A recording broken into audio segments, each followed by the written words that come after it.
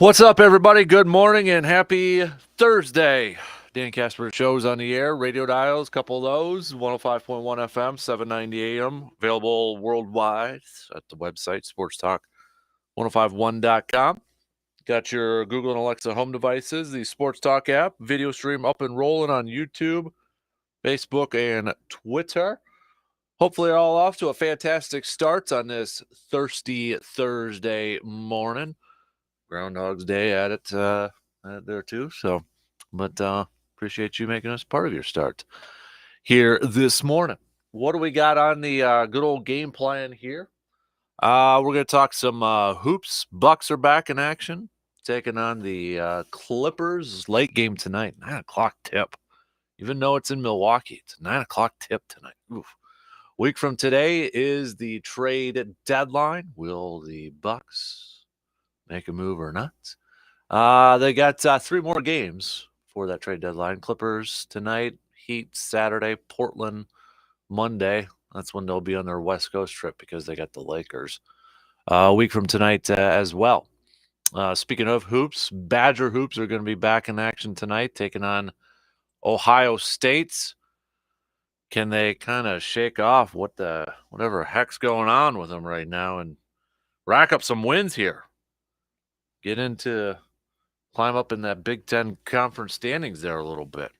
Put together a string of wins, and it's just kind of been frustrating. Although Marquette picking up another W last night against Villanova. They've improved to 18-5 on the season, 10-2 in conference play. They're tied with Xavier with conference record and overall record at the top there. So as we keep saying, don't sleep on Marquette.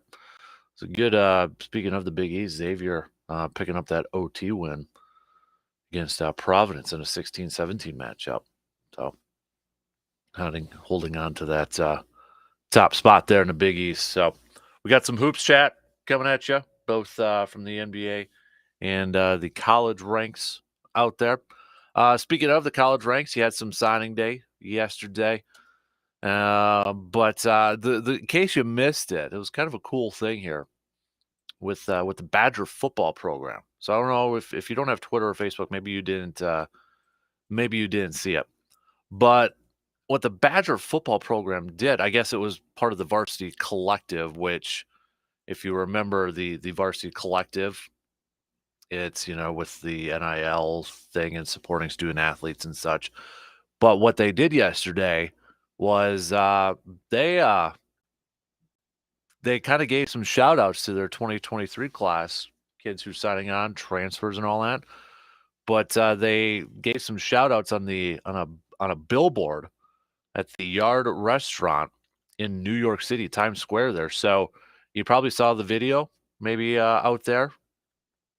But it was kind of a big old video screen in New York. Badger giving some shout outs to their new incoming class, 2023 class.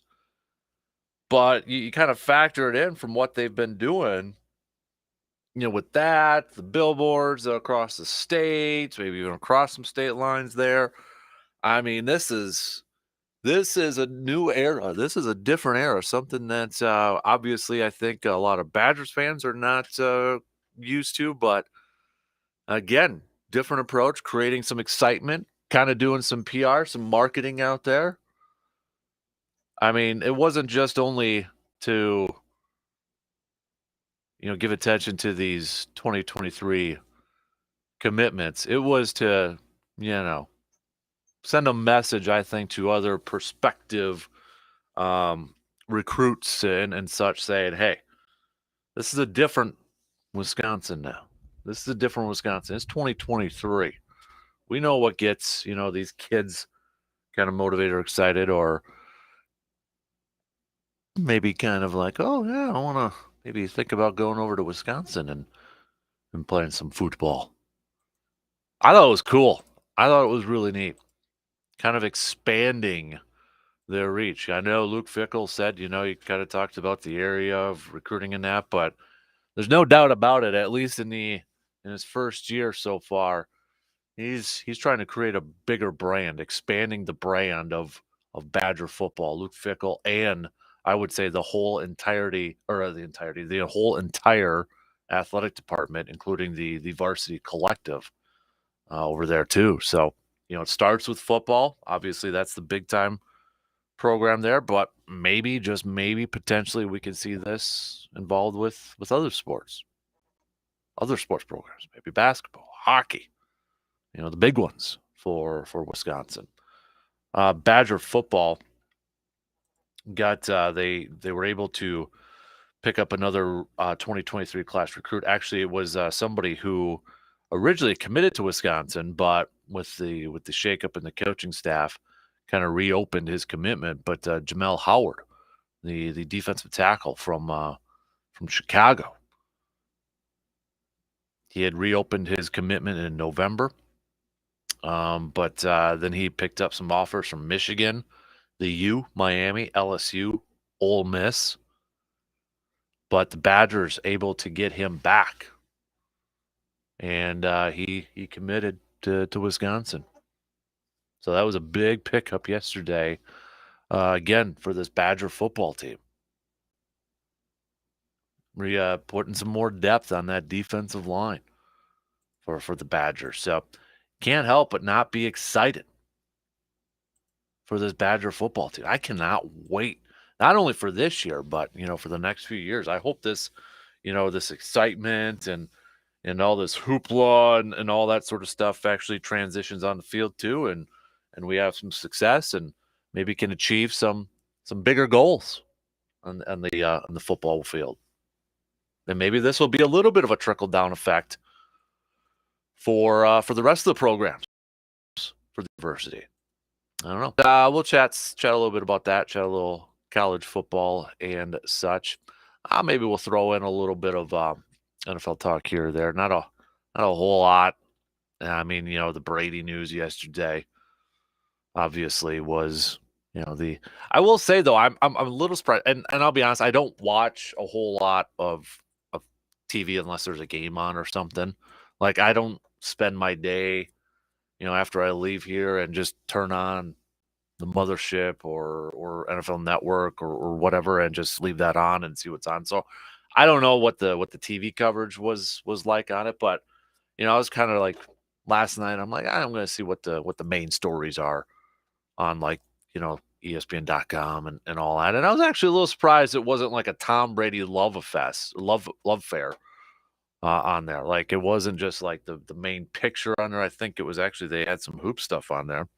It was a top headline and such, and they had a couple things there, but it wasn't like it was less than what I thought it was going to be, which kind of surprised me. And maybe, last year, kind of went through it this year and like, okay, let's see if this is for real or not. But I don't know. I was a little surprised that there wasn't which I'm okay with. I'm not complaining or anything like that. But maybe kind of like a little fun question with you here is from your life, I don't know how old you all are, depending on your age and that sort of thing, but who are the top 5 like best athletes, sports players that you got to watch, in your opinion? This is your own top 5. So, like, who are that you personally watched, whether it was on TV or in person? I don't want to say just in person, because I realize some people may not have been able to go to games or anything like that. But like your top 5 list of the best sports athletes, sports players that you have gotten to witness or watch in your life. Is Brady in that top 5 for you? Jordan, LeBron, maybe Tiger. Is there somebody else on that list for you? I'll give you my top 5 a little bit later on, but kind of have a little fun with that here this morning. We got Thirsty Thursday. If you want to give any shout outs, you can hit us up with a quick text on that Shoe Doctors bullpen line, 715-830-1912. Find me on Twitter at DANKASPER. Hit me up there, facebook.com/Kasper Sports too. We'll get to a little fired up What's got you fired up, whether it's in a good or negative way? Catch up with Jake Bolks, Conservation Warden, 8:30 for a quick outdoor tidbits this morning. But I want to start it off. It is Groundhogs Day. So I gave you the homework assignment yesterday. Put it up on the Facebook and Twitter pages late last night if you want to comment on there, if that's a little bit easier for you. But your sports memory, two-part here. The sports memory, or maybe I'll kind of expand it here a little bit. Maybe the narrative, a sports narrative that just kind of grinds your gears, or it keeps playing in your mind, or maybe whenever you log on to Facebook and it seems like almost every week you're reminded of this highlight or this clip, or it kind of pops up at a certain time of year that you can't escape it. You can't escape that one sports memory, and it just puts you in such a down mood, crappy mood, whatever. Like your worst sports memory, and you just can't get it out of your mind. You watched as a fan, or maybe it was something during your playing days that just lives rent free in your head, and you keep replaying it over and over and over. Maybe it was a play you didn't make, or maybe it was the whole team. And then on the opposite side, a little bit more positive. What's the one that you just like? The total opposite. What's the most positive? What's the best memory that you have that you just keep replaying, and maybe it just puts a good old smile on your face? What do you got? I'll tell you, the negative one for me was easier. It was easier for me, and then I feel like a lot of people are probably going to pick the NFC Championship game against Seattle, which we got a few of those last night, or at least I did on my Twitter and such and Facebook. But I got something different on mine. But I feel like a lot of people will probably pick that Seattle NFC Championship game, and especially maybe in the last week or so when you're perusing around Facebook or Twitter, and you're seeing highlights from other championship games, and you see that one. I know I saw it a few times, but I got something different for mine, because I would say this one, man, that one just like hit me hard the next day. But what do you got? All right, what do you got? Hit me up. 715-830-1912 with the quick text, or again on Twitter and Facebook. Comment on the video stream if you'd like as well. So let's get to it. Opening drive here this morning. We'll have we'll kind of kick it off with that Sports Groundhogs Day one. I want to start to hear some of your picks. Okay, let's see it. I've got mine, but I want to get a good group in here coming. Okay, take that first break. Opening drive coming up in just a few minutes. What's that Sports Groundhog Day thing that just you can't escape it, whether it's good or bad? Let's talk about it.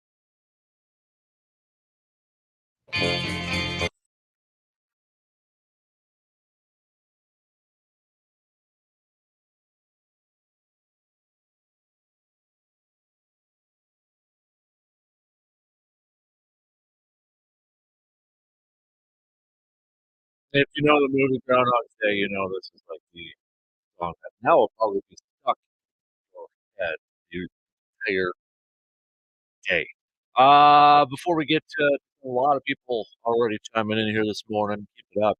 Hey, wanna tell you, we got the first trivia question that was sent out there if you wanna be part of the sports nerds, okay? Um, some of you have already answered, and we'll get that leaderboard up here probably later on today where you can, check it out at sportstalk1051.com. But if you don't wanna miss out on the next trivia question, make sure you head on over to sportstalk1051.com, click on that subscribe tab. Then if you scroll down to the bottom, you can select which ones that, you wanna subscribe to for free.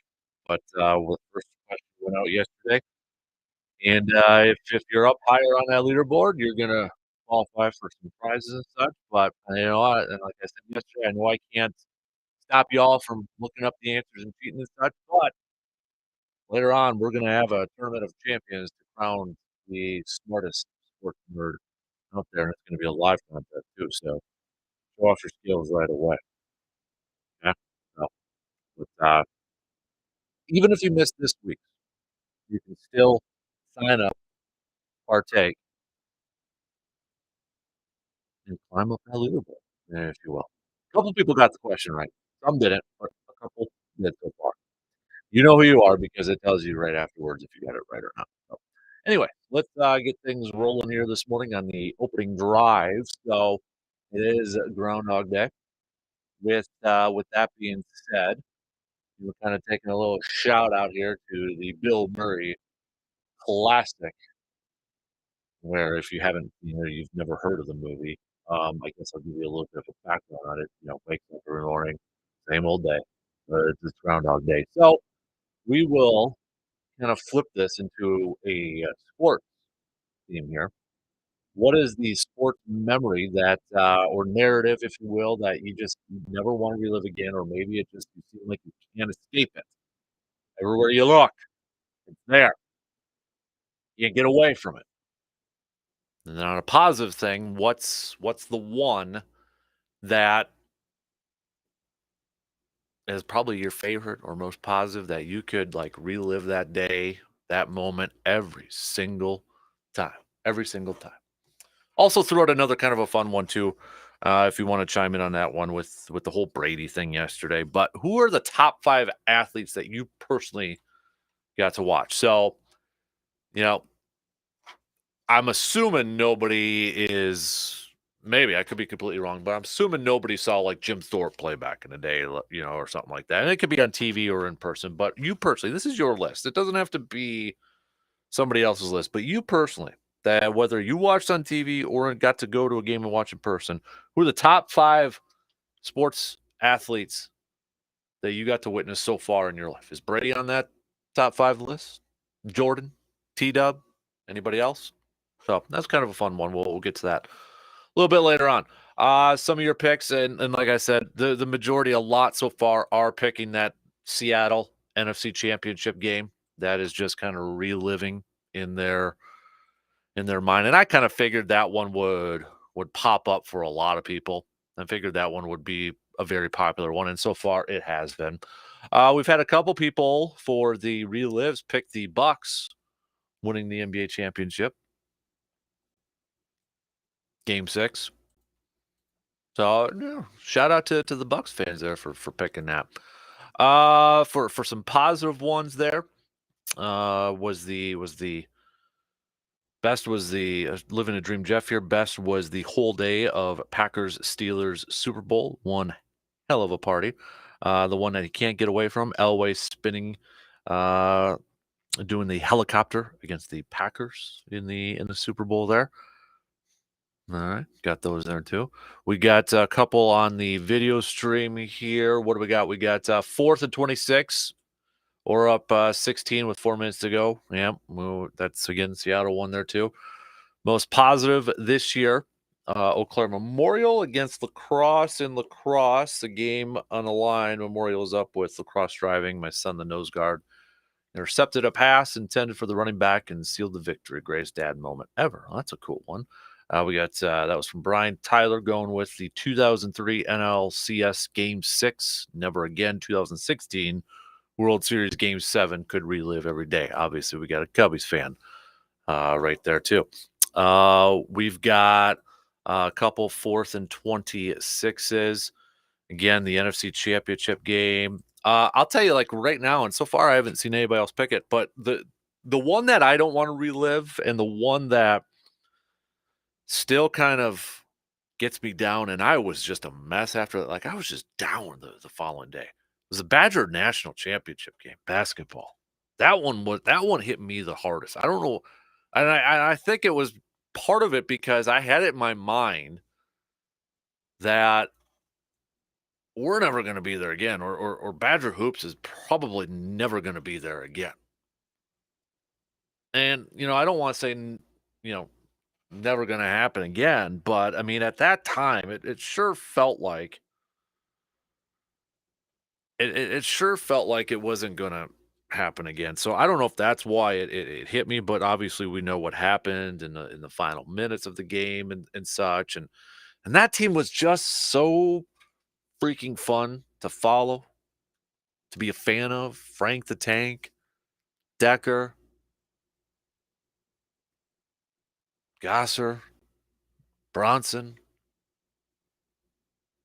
It was a fun team to follow along with, and they had all the fun pressers. Nigel Hayes had the thing with the stenographer coming up with those big words and such. I mean, it was a great 2 years too, if you want to put that in. But that national championship loss against Duke, that one hit me hard, hit me really hard. So that's the one like every time I think about it or even talk about it, just gets you down a little bit. So that is probably number one up there for me. That one is probably number one for me. I would throw in just on a personal level too, because I was there. The '08 NFC Championship game, '07 season, '08 NFC Championship game, freezing your buns off in Lambeau Field. And I'll be honest, I was in college when I was there, but I mean, arrogant, thinking there's no way, oh boy, we get the Giants. Because I remember that weekend, it was at the Seattle game. I wasn't in the stadium, but me and a bunch of buddies drove over to Green Bay and we tailgated and watched the game outside the stadium. It was a snow globe game. And beat Seattle, and we were already talking. I was like, hey, if somehow the Giants lose, or excuse me, somehow the Giants beat the Cowboys and the Cowboys lose tomorrow. NFC Championship game is going to be in Green Bay. I'm going. I know tickets going to be a little high. I got some, extra, maybe a few bucks from that probably should use to buy some textbooks for college, because that's going to be starting back up here after winter break. But now I'm going to use that and go to the NFC Championship game if somehow the Giants win. Well, lo and behold, the next day, Giants won. I bought some tickets thinking I'm going to witness an NFC Championship victory on Lambeau Field. Oh, man, it's one of the coldest games. This is setting up for Green Bay. And then, yeah. So that one's more of a, like on a personal level, just because of being there and such. But that one stunk. Like I remember, like, I think classes started back up the following Tuesday, because I think Monday might have been Martin Luther King Jr. Day, so we didn't have class. But I just remember I'm like, I ain't watching ESPN. I'm not watching anything. I don't want to see anything about the Giants for the next 2 weeks. Nothing. And I had it set in my mind that I'm like, I'm not even going to watch the Super Bowl. I don't even want. I just want to ignore it. I don't want to talk about it. I don't want to see it. Well, a lot of talk there at the beginning, and I still watched the Super Bowl, obviously. But that one, I was like, yuck. How about I'd rather not relive the summer of '08 either, although maybe we are going to relive that sort of thing this summer. But actually, maybe it'll be more of a spring sort of thing, depending on what happens with the Rodgers one. The positive ones for me, if I'm picking ones that I watched as a fan, obviously Super Bowl 45. That whole season, again, kind of more on a personal one too, because I remember, I went to the last 2 home games there where they had to win to get in. Giants, they beat. Bears, they beat. was there, and then went to return to Titletown and such. So I think Super Bowl 45, the victory over the Steelers, that was just a I was just like I was so happy. Like I was out of college, had a job, thought it was going to be a career and such, but it was just like that moment there was just like, oh, it was so awesome. So awesome. The other one I would put on there, maybe from a personal standpoint too, was, and it not a championship game or anything like that, but being at game 5 between the Brewers and the Diamondbacks and witnessing the walk-off from throwing up the tee, Tony Plush, Niger Morgan, and the confetti falling down at that time Miller Park. That was pretty cool to be there too. I was so jacked up, lost my voice. I had to work the next morning, got a couple hours of sleep, and I think I had to work a flag football thing. But that was I'd put that one on there as one of the positive ones too. And then I remember Super Bowl 31, watching that too and being jacked up about that. But I think there's something a little bit different comparing it to when you were maybe in school and kind of an adult. You can kind of celebrate different ways, if you know what I'm getting at. You know what I mean? Sort of thing. So those are probably the ones that really stand out to me. Like if I had to relive some good ones out there, 45, Super Bowl 45, and I'm just kind of focusing on the ones that I watched, was a fan of. Game 5 of that did I say NLCS? Should have been NLDS against the Diamondbacks. You all know what I meant. And then, yeah, I don't the Badger National Championship game, that was just like, And I think 4th and 26, if I remember right, when I was watching that game, I was actually in the basement of our house. And I think and it wasn't like a fixed basement or anything like that. We had TV and like a rug down there or something like that. But I was watching it and I was sitting on the floor for some reason. I think memory serves me right. I always like hit stuff for whatever reason when I was a kid watching a Packer game. But I just remember like punching the floor, I think, and that didn't really turn out too hot. Same thing with Super Bowl 32. Like punched this couch arm there. That didn't turn out hot either. But I remember watching 426 and just kind of like hitting the floor with my fist, like, what are we doing? What was that? Those are probably the ones that, if I had to trying to think, I know I'm probably missing some, but I was and that Bucks championship too, that was freaking amazing. Game 6. I would have loved to have been in that type of atmosphere. I would have loved to have been in the Deer District in the fights reform. I think that would have just been electric. Like, the moments as a fan, like being in that stadium or being a part of that oh man, that would have had to have been so awesome. So cool.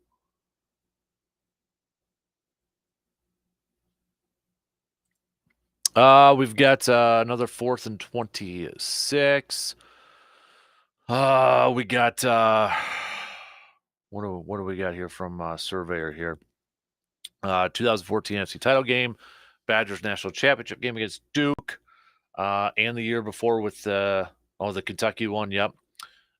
In the game I always love to watch that puts a smile on my face is the 2010 Wisconsin beating Ohio State. Personal one, sophomore year of high school playing Stratford, and our quarterback threw a 45-yard Hail Mary to win the game and go undefeated. That's pretty cool. I know this is recent, but also love to rewatch LeBron's breakdown after not getting a call at the end of the game. It is glorious. Brandon's mom, the positive for me, I could relive the Brewers 2011 clinch division game. Was there in person with 10 friends. That was awesome. That's a good one too. Yeah, it's about like the environment.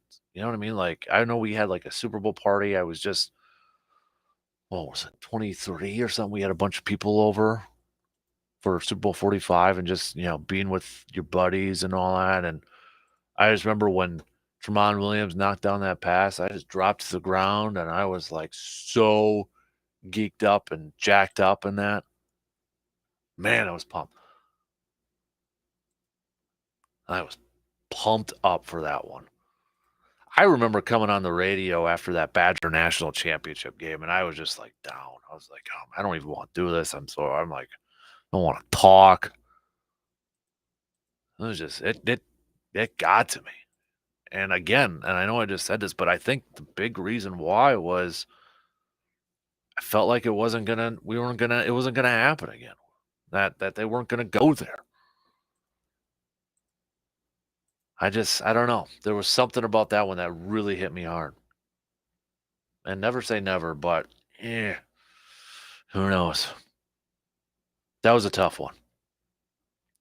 Yeah, we got a lot more with the Seattle NFC Championship game. That one really hurt a lot of people. I remember a lot of people during that game posting on Facebook, "Hey, we're going to the NFC Championship game," and I'm like, "Don't jinx it, don't jinx it, people, just don't." And then look what happened there. But I remember I was just like, literally, I was grinding my teeth watching the last few minutes of that game, and I think I got so stressed out, like my neck went out, like I was just so tense, like it was just, gosh, it was irritating the crap out of me.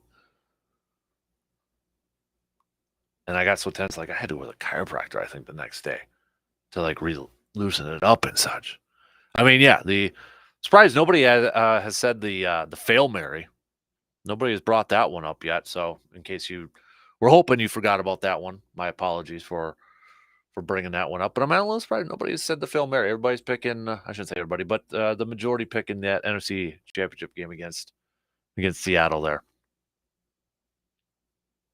How about is there like specific narratives, or is there like storylines that just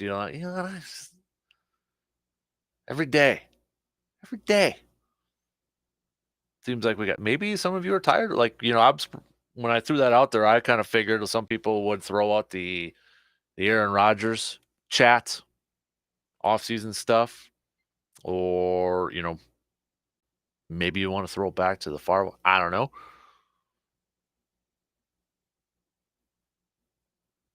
Nobody got a couple here, or is not, excuse me, just got one that came into Game 7, NLCS, Brewers, Dodgers. Don't want to relive that one. Diehard baseball fan. Yeah, can throw that one in there too. Best moments, same year, same team, but the extra game against the Cubbies, game 163. All right. See, keep these coming. Kind of maybe reliving some good memories, and then of course bringing back some of the bad ones. But no doubt about it, Seattle is leading the way. No really clear favorite for the most positive memory. We don't really have a clear one there. Okay, before we take a break here and finish up the first hour and such, we're gonna talk some hoops in the next hour. I want your top 5 athletes that you have witnessed yourself, whether it's on TV or on or in person. That we get to what we're assuming is for real this time, the end of an era with Mr. Tom Brady. So, do you put him in your top 5? I mean, come on now. This is your list though, but do you put him in your top 5? Who is your top 5? So, you're probably not going to pick unless somebody is still around and watch this person play. And I think it would have to be in person. But like I threw out like a Jim Thorpe in that. Like obviously I can't pick Don Hudson. I never watched him play. Watched highlights in that, but I never watched him play. It has to be during your life, during your time. Who would be your top 5? I've got my top 5. We'll hit that up coming in the next hour. And if you have Brady on there, where do you put him? Is he number 1? Got the records, got the championships. What do you think? And then, Packers fans, I want to ask this question. So let's assume Aaron gets traded, or let's just say Aaron gets traded this offseason or retire. Aaron's not with Green Bay. Let's go with that. Make it easy. Would you like to see the Packers invest in a quality veteran backup quarterback. Like, they're probably going to have to pay a little bit. Would you like to see Green Bay go out there and invest in a veteran quality backup, knowing you're going to have to pay fairly high? I mean, I think the last couple of years have shown that the backup quarterback market has kind of risen a little bit. And do you have a name in mind? You know, it's not necessarily he's going to be competing with Jordan Love to be the starter, but maybe gives you a little bit more of an insurance. Maybe it gives you a veteran for Jordan Love. And the reason I kind of bring this up, I'm like looking, I see Kyle Shanahan, and I know he kind of said something similar to him and John Lynch did last year, but they pretty much said, yeah, Jimmy G is not going to be back. I don't know of too many other teams and franchises that are so blunt when they say stuff like that. They did it last year. They still brought back Jimmy G, but not even just a couple days old, few days old. They're like, yeah, he's not coming back. So with Brady retired, is Jimmy G with the Raiders. I know Devontae Adams. He was doing a little fun on Twitter last night, saying, "Hey, I'm gonna answer some questions. Send them on over." And somebody had asked him, "Where's Aaron? Which neighborhood is Aaron Rodgers moving to?" And Devontae said, "Mine." But before that, the Raiders, it kind of sounded like that in their presser that they weren't going to allocate a bunch of resources to one player at one position. I don't know how intelligent that is. That was from their GM, Dave Ziegler, yesterday. So some people are like, oh, it means maybe they're not going after Aaron Rodgers, maybe Jimmy G with the Josh McDaniels thing. But back to the question, how much, and then, maybe kind of like you're looking at what happened with the 49ers this year. They start off with Trey Lance. They did bring back Jimmy G, but Trey Lance was a starter, and it would look to be a fantastic decision to, spend some money and bring back Jimmy G. Then he got hurt, and they kind of got like, all right, Brock Purdy, here you go. But I don't think anybody in the world, and I'd be shocked a little bit if the 49ers knew that he was going to be like a potential starter for the future. But kind of what we witnessed with the 49ers and maybe even with the Dolphins a little bit with Tua and his concussions. How important do you think it's going to be, or how important should it be for Green Bay this offseason if Rodgers is not with the team? Or maybe you're thinking even if Rodgers is with the team, but they trade Jordan Love, that they still have to invest, and a priority should be a backup quarterback. Let's assume one of these guys is not on the team next year. How much of a priority do you put that up on your list? So think about that. We'll hit that up coming up a little bit later on as well. All right, we got to take a quick break. Went a little long there, so we'll just have a few minutes to finish up this first hour. Keep your picks coming for our sports Groundhog Day, though.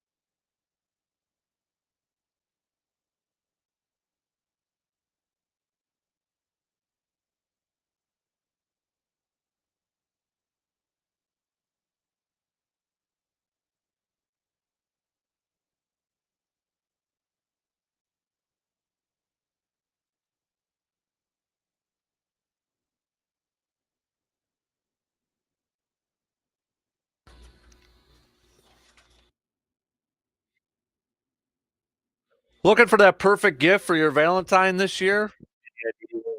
Thinking of getting? Well, for one, jewelry is out of style this year. No need for that. Flowers, they don't last long. This year, get something that your Valentine really needs, and that's some new tires for their vehicle from ASAP Used Auto Parts in Eau Claire. It's a gift that gives in different ways. Not only will you be replacing those old, unsafe tires for your Valentine, but having new tires will also help them improve their gas mileage, which helps them save some money as well.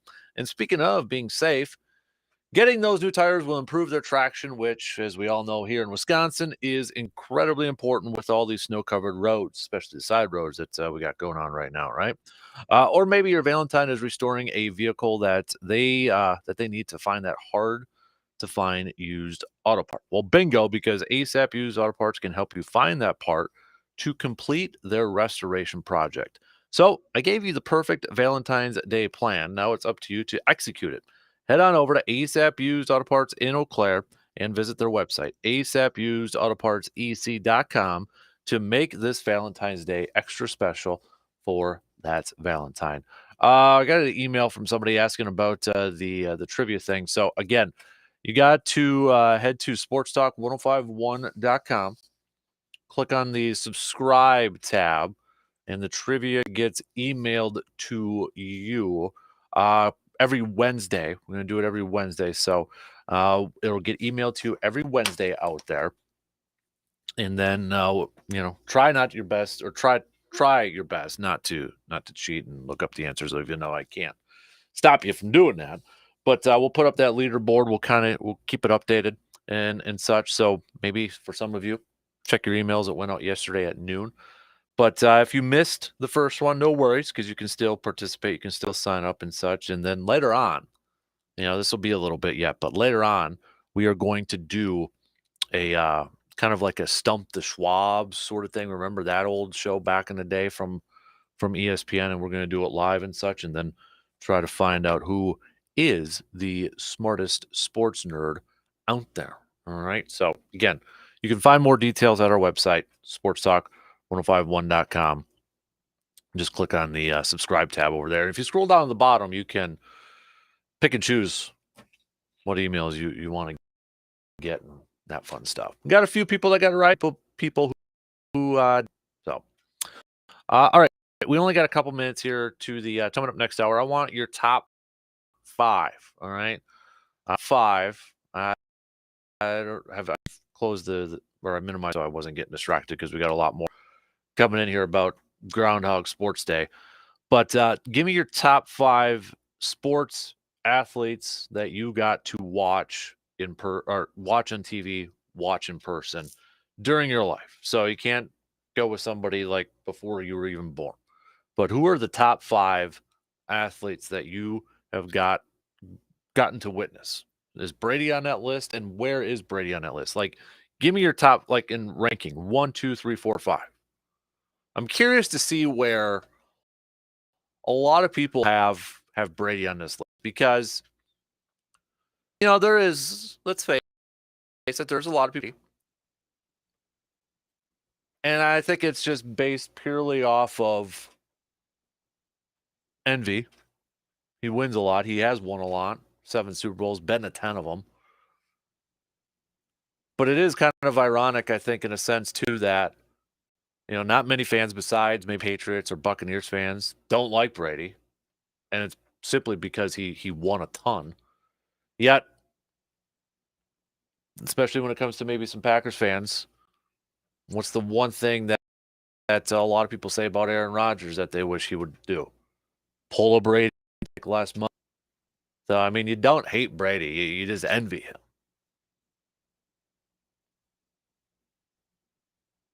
So I'm kind of curious to where people will actually put Brady on their top 5 list. Because all of you listening now, you all witnessed Brady play, whether it's been on TV or in person. But is he your number 1? Or do you put LeBron number 1? Or maybe Jordan number 1? Somebody else. Maybe you're going Kareem, Jerry Rice, Dana. And again, it's based off your definition of how you define the best? Do you go straight up athletic ability and talent? Do you factor in championships? Because I feel like, and you can listen, I'm not going to deep dive into it because I talked about it on the latest episode of the Man Cave podcast, but I almost feel like for Brady, to me, it's kind of like a Bill Russell. Like, Brady's got all the championships and all the statistics and all the numbers and such, and he played for a very, very, very long time. But was he the most talented quarterback ever? I would say no. So, like, when I was thinking about this yesterday, and I'm like, is Brady like a Bill Russell, where Brady is going to be considered the goat or the best of all time in NFL history. I think we did a poll. He's probably going to finish number one. But what's different between like him and Bill Russell though is like if you ask who's the best NBA player of all time, not many people are going to put Bill Russell. It's going to be Jordan, LeBron, or Kareem, or maybe somebody else at the top. Maybe Bill Russell's in the top 5 for some people, top 10. But if we kind of talked about, okay, the most talented players, and like when you think about like NBA, you're like talent, like, okay, Jordan, LeBron, yeah, they're talented too.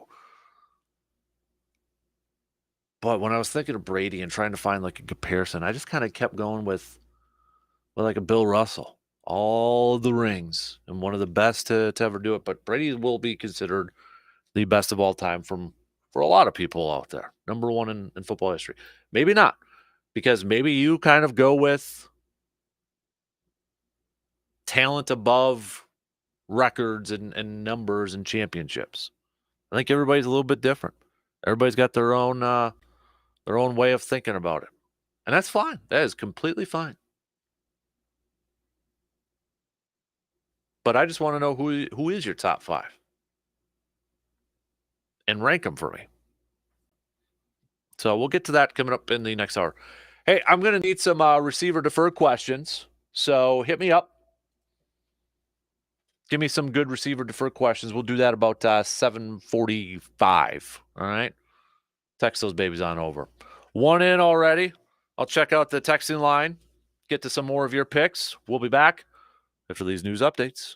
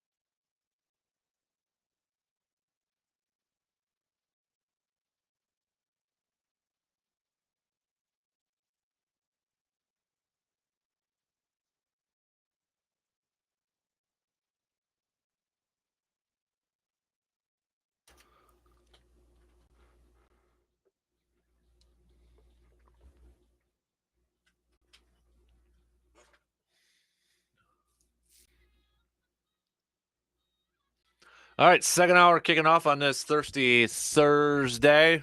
You want to give some shout outs? Hit us up with who or what you're shouting out. Also, it is a fired up Thursday. So, what's got you fired up here this morning? Could be a good thing, could be a bad thing. I got a unique one out there that not really unique. It's one that's got me fired up and a little angry about, but I'll get to that coming up a little bit later on here this morning.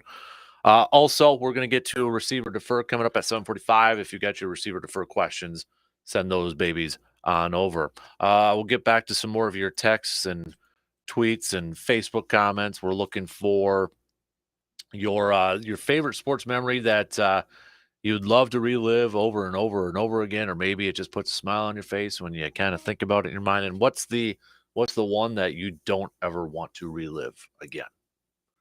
A lot of people picking Packers versus Seattle, which no big surprise to me, but kind of all over the place in terms of the positive ones. So keep those babies coming. You can hit me up on Twitter at DANKASPER, Facebook.com/Kasper Sports on the video stream or on that Shoe Doctor's bullpen line with a quick text, 715-830-1912. Also looking for your top 5, athletes or sports players. Like, again, it's up to you, like how you want to define it. Are you defining it by athletes and for talent? That's why I'm saying like sports players or like, because you say athlete, some people kind of view it a little bit differently. So that's why I'm going like sports players, people who played in sports. Who are your top 5 that you got to witness, whether it was on TV or in person?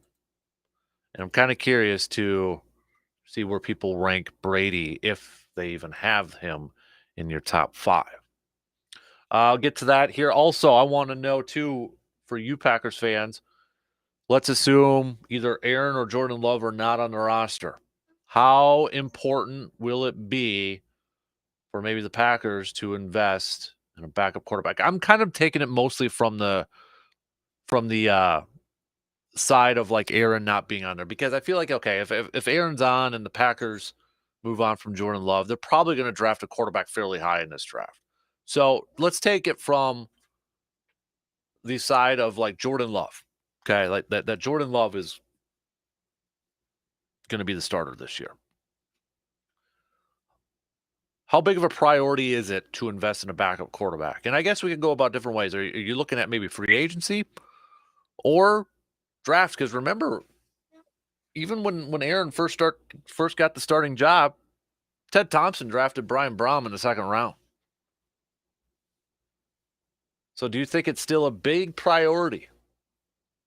And I feel like, it's a little bit different. Whereas if Aaron's going to be a starter and they move on from Love, they're probably drafting one. They're probably not going to sign a veteran free agent, to a big contract. But if Love is the guy, is the starter for at least this year, how big of a priority is it to maybe spend some cash and bring in a veteran backup for insurance policies, or using a high draft pick just in case Love doesn't look to be the guy this year and you move on from him and you got another youngster there?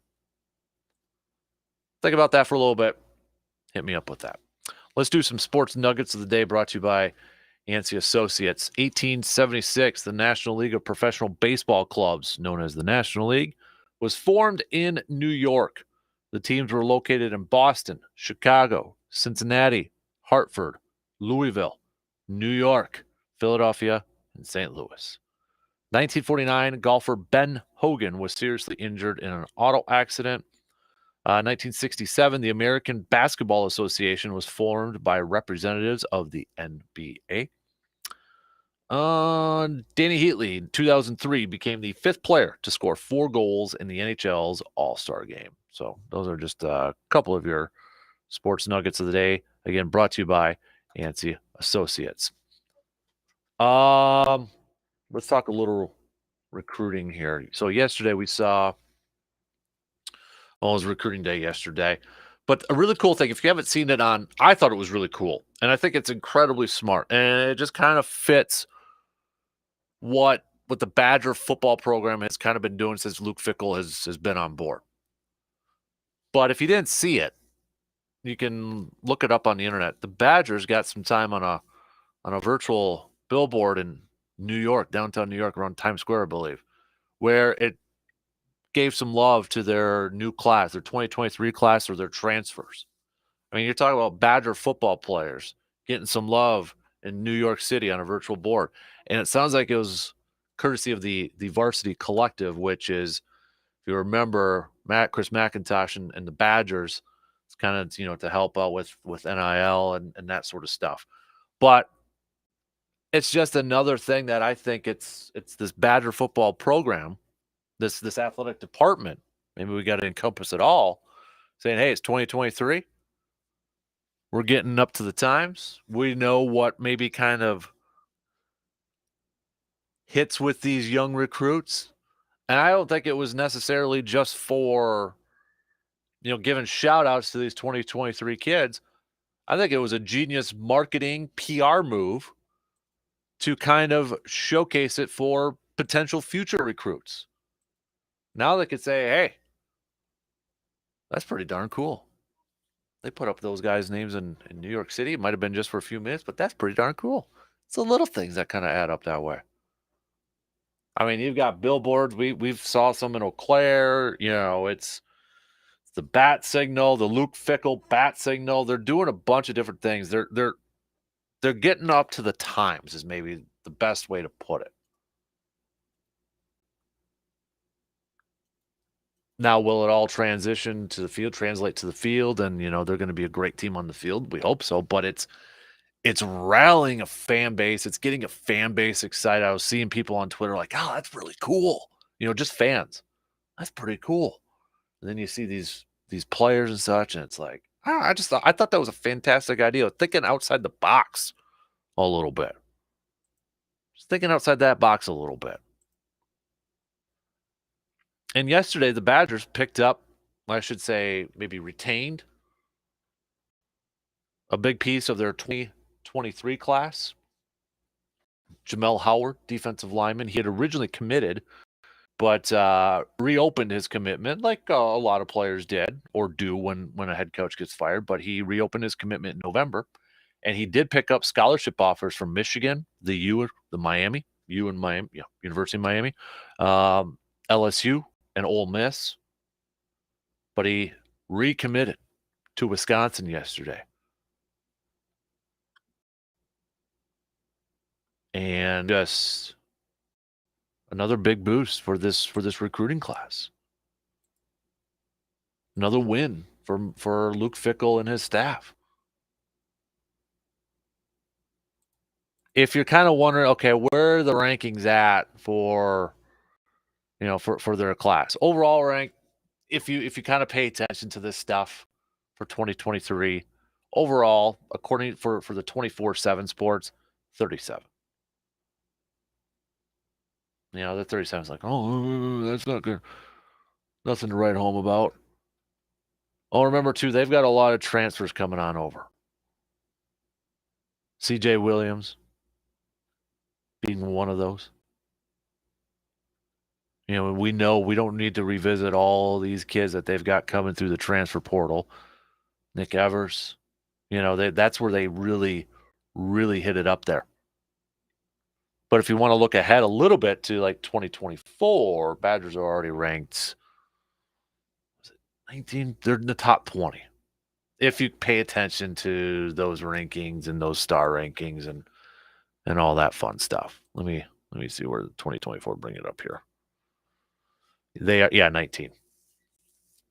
And that's just with three commitments right now. A couple 4 stars. We talked about the Grant Steck one.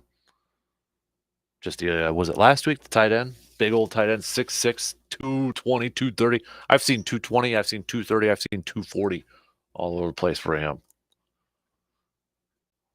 But they're getting everybody pumped up for this new era of Badger football. And I just wonder now, and I know some people have asked or thrown out the notion, could this be like, hey, if it doesn't work out for Greg Gard and the Badger basketball program, could Chris McIntosh do something similar? I don't know. I really don't. But what we're seeing with the football program and how, they're kind of doing things differently there's got to be a trickle down effect, right? The other programs kind of have to follow suit, kind of have to do things a little bit differently, I would think. We know football is the number one program, money maker and that. But when you think of like the Badgers, like okay, maybe this can help out for the hoops teams, men's and women's. Hockey, those are probably the big programs, right? The money makers for Wisconsin. It's just a different vibe, and they're thinking about it differently. And it's not only getting the fans pumped up, but I think everybody in that athletic department rejuvenated, motivated, potential recruits and such. I love it. I think it's fantastic. Before we take a break, I posted this out a couple days ago. I got a couple responses here or there, but um, I want to work on a podcast episode of this. But obviously, and the reason I'm bringing this up because I just saw an article posted up about this. But Fanatics is going to start to live stream shopping of trading cards and collectibles. And what they talked about a lot on there was like, so maybe you've kind of seen it, people go on like Facebook Live and do some breaks or like that. They'll buy a spot and then whatever, card comes at that spot, that's the card you get, kind of like a raffle sort of thing. But it sounds like Fanatics is going to be doing this now with trading cards and collectibles and such. But the question that I threw out there a couple days ago that I'd like some more responses on. So if you fit this, I'm curious to get your response. Why do you collect cards if you do collect cards, or why maybe if you did as a kid, you kind of started to get back into the game? Like, what's your main reason? Because it is completely different than when I was a kid in the '90s. I think the motivation and the mindset is a little bit different. And do people even trade anymore? Like I remember as a kid, like you're trading with your buddies. Do people even trade like with friends? I mean, maybe trading at shows or something like that. But do friends even trade anymore? I honestly don't know. It's completely different in my opinion from the last 25, 30 years. Well, I'm just curious. Why do you? Is it for investment, for money, or is it just I'm a sports fan? I'm going to collect my favorite teams and people. I'm really curious to know. I want to kind of have a podcast episode about that. So, all right. I'll tell you what. Take a quick break. We'll get back to some more of your picks. It is Groundhog Day. So, what is the sports memory that you would love to relive every day, and what's the one that you don't want to relive every day? Also, your top 5 call it athletes or sports people. I know people got different definitions of that. Your top 5 that you've witnessed, whether you watched on TV or witnessed in person. Where do you have Brady on that list, if you have Brady on that list? And then you Packers fans, how big of a priority is it for the Packers to invest in a backup quarterback this offseason if Rodgers isn't on the team? And should they invest high in a pick or high in free agency on a veteran? Or maybe do they trade? If you want to throw that out there. And if you got some names, you can throw them out there too. So hit me up with that. Plus, we're going to get to some hoops talk too.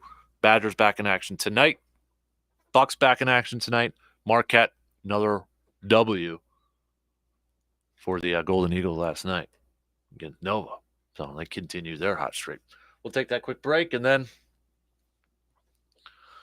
get back to some of your responses on that texting line after these few words.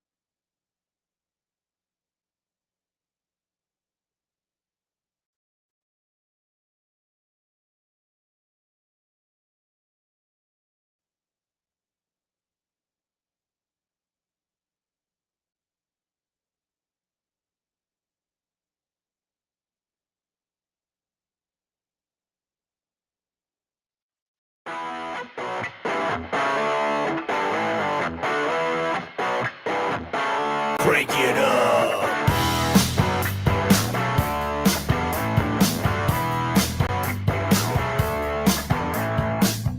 Hey!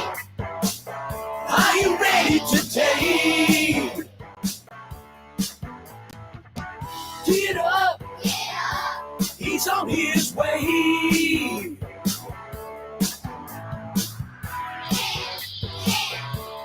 He's our man. The man, the myth, the legend. That's Dan. And now, the Dan Kasper Show. All right. Again, big thanks to Mr. Waller's third grade class for that intro. That's good stuff right there. Appreciate that. Hopefully we'll get to visit that class, Mr. Waller's class, sometime soon here. Okay. So let's go through some of your lists here for your top 5. We got a couple blank texts on there, so I don't know if somebody was trying to send pictures or such, but you can try resending those. We've got C-Bomb here. Oh, C-Bomb's alive. We got Nolan Ryan, number 1, Rogers, number 2, Favre, number 3, Brady, number 4, Michael Vick, number 5. We've got, I'm assuming it's 1 through 5 here. Jordan, Tiger, Brady, Phelps, Armstrong. Lance Armstrong, I'm assuming. We got 1 Muhammad Ali, 2 Walter Payton, 3 Richard Petty, 4 Michael Jordan, 5 Joe Montana. We've got what do we got? Let's go. Travis from A-Town, the Honorable Travis from A-Town. Jordan, Tiger, Brady, Gretzky, and Reggie White would probably be my top 5. Barry Sanders, Michael Jordan, Shohei Ohtani, LeBron, and Ken Griffey Jr. Okay, again, it doesn't have to be ones that you've seen in person. It can be what you saw on TV. It's just you got to be alive when they've played. And you kind of have to remember watching them a little bit. I'm glad Travis from A-Town mentioned Gretzky. I feel like of all the GOATs, if we want to use the term GOATs or best of all time, I almost feel like people kind of forget about Gretzky a little bit because maybe it was just like he was so freaking dominant that it's like, yeah, there's no argument. He's the best in NHL history. So, because in the NBA, it's everybody's debate about Jordan or LeBron. That's everybody's debate. Jordan or LeBron. Jordan or LeBron. So it's always in the conversation. Football, is Brady the greatest? Is he the most talented? It's always in the conversation. Yet NHL, it's like, yes, Gretzky. And you maybe kind of forget about it a little bit. So maybe that's why he's not one of the first ones on people's minds. A buddy of mine actually last night sent me this too. Like, if you took away every goal that Gretzky scored, he'd still be the NHL's all-time points leader. Think about that. That's just nuts. My top 5. Number 5, I've got Griffey Jr. on there. Mine's kind of bland. I'll be honest with you. It's like, oh, weird way to think outside the box. But again, to me, when I think about it, when my top 5 of and I think I've been in my era, got to witness, in my opinion, some of the best of all time, and maybe my picks for number 1, if I had to pick number 1 in each sport. Griffey Jr., and I got one representing different sports here. Brady. I've got Gretzky. I'm a Tiger guy. I think Tiger was probably one of the most, maybe the most influential athlete in my childhood. Tiger, and then Jordan. Honorable mention, LeBron, just on the outside. I mean, because, for all the debate between LeBron and Jordan, LeBron is a stud. He's on there. Michael Phelps was also an honorable mention. I think I originally had 8, and I boiled it down to these 5. So Jordan, Tiger, Gretzky, Brady, Griffey Jr. are my top 5 there. Kobe was the other one. That's right. Kobe was my 8th on there. And I'll be honest with you, I've gotten more of an appreciation for Kobe in the last few years, like towards the end of his career, and then obviously with his passing, and then you kind of hear a little bit more about his mindset and his and all that. And I was just like, man, that dude was impressive. So yeah, if I did 8, the 3 that were just on the outside was LeBron, it was Michael Phelps, and Kobe. Jerry Rice, I'd probably have in my top 10, although he was probably a little bit more Jerry Rice. And when I was a wee little lad, I remember watching him play. Remember Montana mostly played with. I still remember watching a game with him with the Chiefs and such. But all right, speaking of quarterbacks here. Oh, before we get into it here, send me your receiver defers. Send me your receiver defers. Play along with me here in about 15-ish minutes. So, quarterbacks. Question I'm throwing out to you all. How big of a priority should it be for the Packers to address backup quarterback if Jordan Love is the starter next year? And how should they address it? Should they address it via the draft, or do you think they should spend some cash in free agency and bring in a veteran? They can go about this a couple different ways. Or maybe you're like one of both. Cover all bases, do both. Sign somebody, draft somebody early. I don't know. We've seen the last couple of years that the backup quarterback market has kind of, money's been good for backup quarterbacks. And I'll be curious to kind of see, does the 49ers situation, what we witnessed this season for them and maybe even the NFC Championship game, does that maybe increase just a little bit? I don't think it'll completely turn over, but does that increase the backup quarterback market for free agency? Like, do teams oh, we want to make sure that we've got that quality backup? And then you look at Miami too. I mean, with the Tua situation, it seemed like whenever Teddy Bridgewater was getting extended playing time, then he got hurt. And, we've seen, I know it was Ted Thompson, but remember, after Aaron was the starter, what did they do? They got a second-round pick and drafted Brian Braum. Now, luckily, they didn't need to count on Brian Braum because Brian Braum, well, we didn't really have a long career, and Aaron Rodgers is a first-ballot Hall of Famer. But Ted, maybe even though they had the confidence in Aaron, just covering his bases, making sure it's all good, maybe just adding a little bit more fire to camp and practices and motivating Rodgers a little bit. I don't know. I don't think that one kind of gets talked enough about. It's like, oh yeah, Ted actually, after drafting Rodgers and when Rodgers started, went and got Brian Braum, second round. But for me, now before I get into it, I think if Aaron is a starter, I feel like they're probably going to trade Jordan Love. And then if that's the case, they've got to invest in a quarterback early in the draft.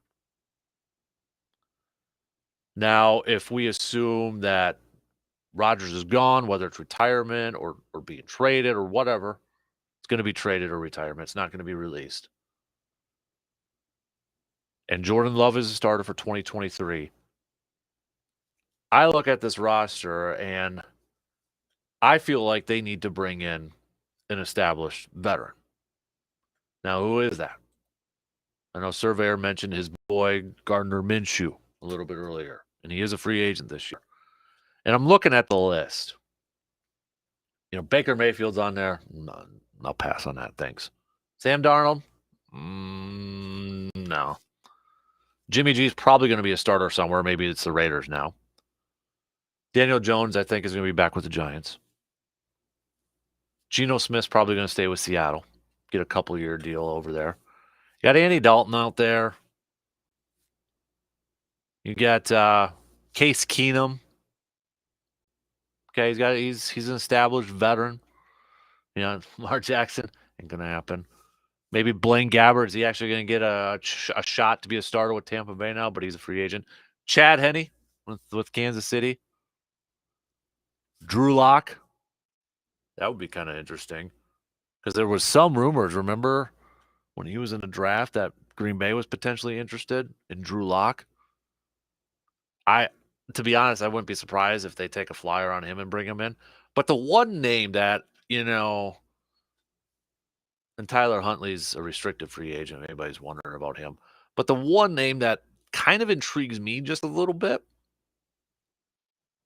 as a veteran backup to Jordan Love is Taylor Heineke from Washington, former Packers fan. But the only thing is that if we believe the market value that Spot Track is giving for Taylor Heineke, he is not an option, and it's not even close. Oh, spam call on the cell. Thanks, guys. Their market value for Taylor Heineke, I don't know how accurate this would be, but it's nearly $20 million a year. 3 years, $59.5 million. No thanks. That's starting money. In fact, that would be the 15th highest in quarterback ranking for contracts for Taylor Heineke. Like, I'd be good with that, or I would not be good with that, but I'd be curious. I'd buy Taylor Heineke being a free agent signing as a backup quarterback, but not for $20 million. No, sir. Not happening. Some other names on here. And remember, Derek Carr's right now not a free agent, so he's not on here. And plus, he wouldn't be a backup quarterback. He's going to get a starting job somewhere. I feel like Drew Lock, I would not be surprised if Green Bay makes a move on him. Otherwise, I mean, you've got Jacoby Brissett. Did I mention him? What's his market value? I'm curious what they've got him since he played a lot this year. Interesting. So Jacoby Brissett, who's got quite a few starting experience, I think did fairly well for Cleveland this year. His market value is only $5.4 million.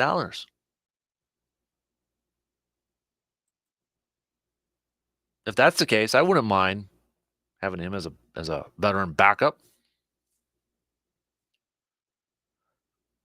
But I do believe that regardless of how the quarterback situation is going to play out this year, Green Bay is going to address a backup in some way or fashion, whether it's the draft, whether it's a veteran free agent coming in.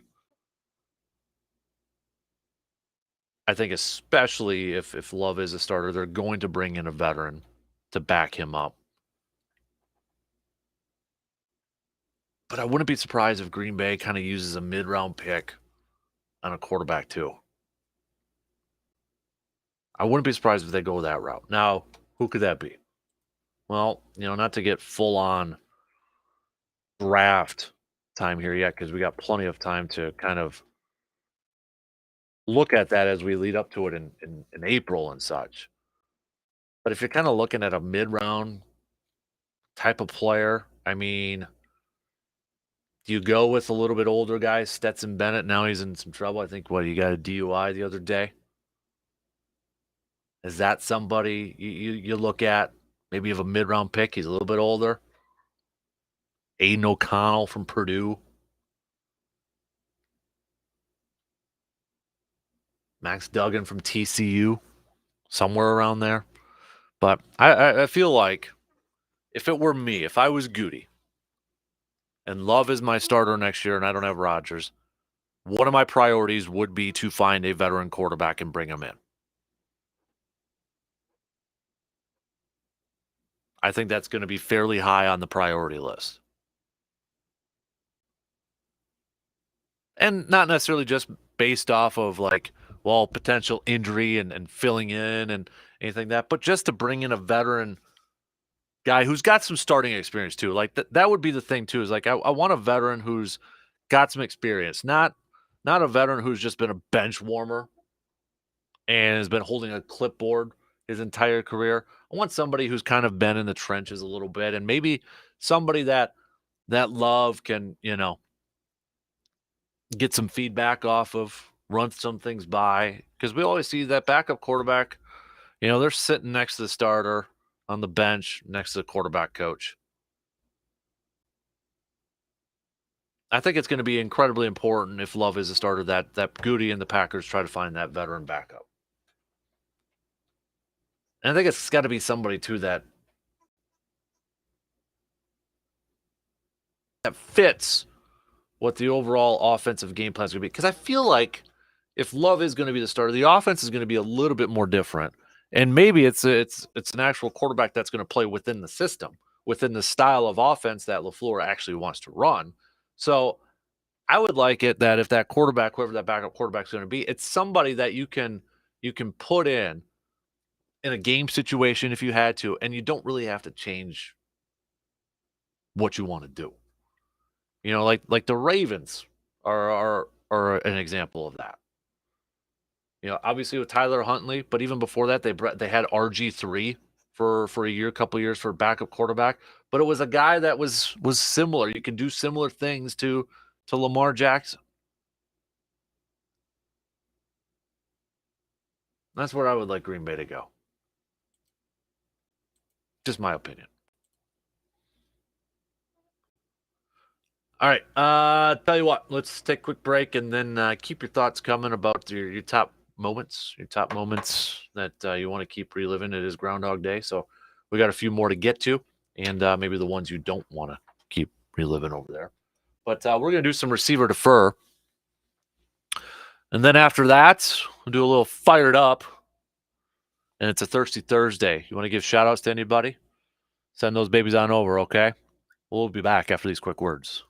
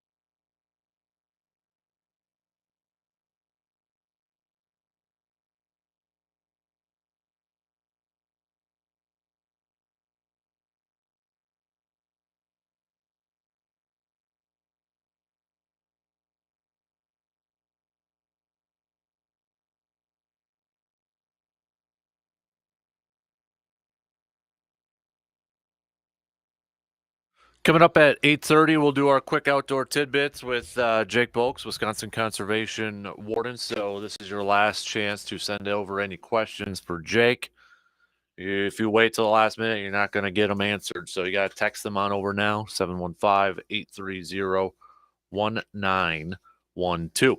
All right, let's do a little receive or defer to finish up this second hour.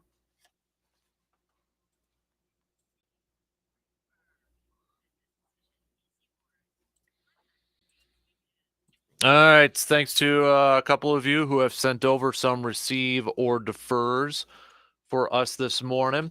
Let's go with Surveyor first. Tanner Mordecai will be the starting quarterback at the beginning of the year, but not the end of the year. Talking about the Badgers, Tanner or Nick Evers, right? Probably between those two. You know what? I'll receive that. I think at least going into it, Tanner might be quarterback number one on the depth chart because of some playing experience and playing time and such.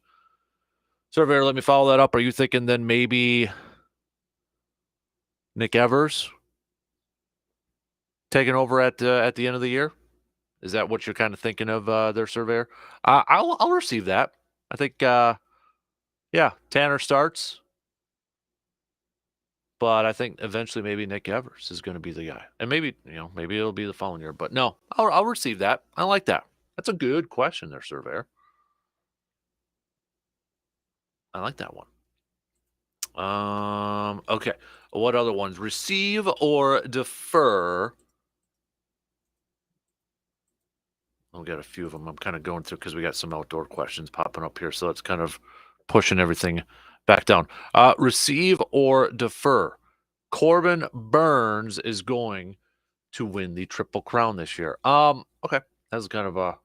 So we've talked about this off and on that MLB.com has made their predictions and fan graphs and that sort of thing. And one of them is that Corbin Burns is going to be, they're predicting or projecting a potential Triple Crown dude out there. And I just saw, was it on MLB Now, I think, that they did their top starting pitchers in the league.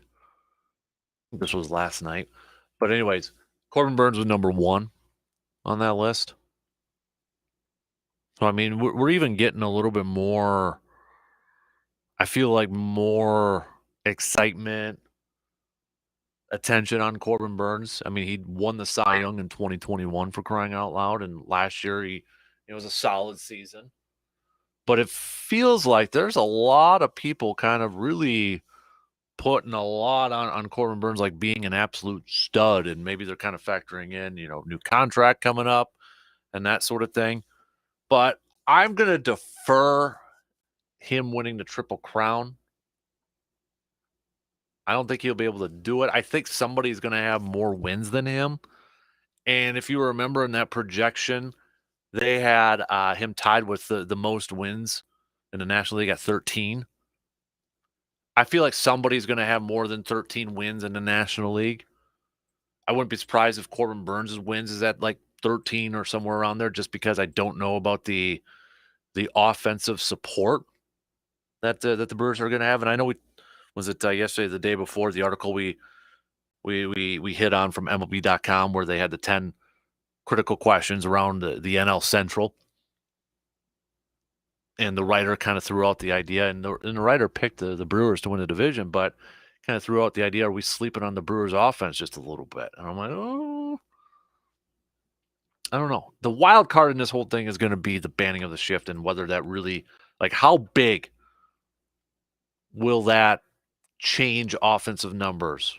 I mean, I think you're going to see an increase in average and hits and all that, but like, how big? How big of a change is it going to be? Is it really going to completely change this Brewers offense? I don't know if it will.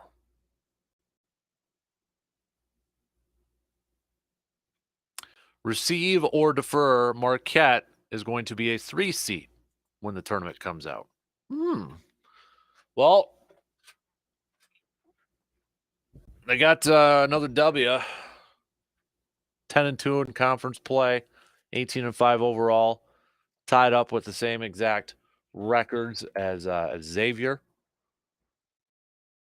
The latest bracketology on ESPN, if you're taking a look at that, they've got I've got it right here. They've got Marquette. Is it still?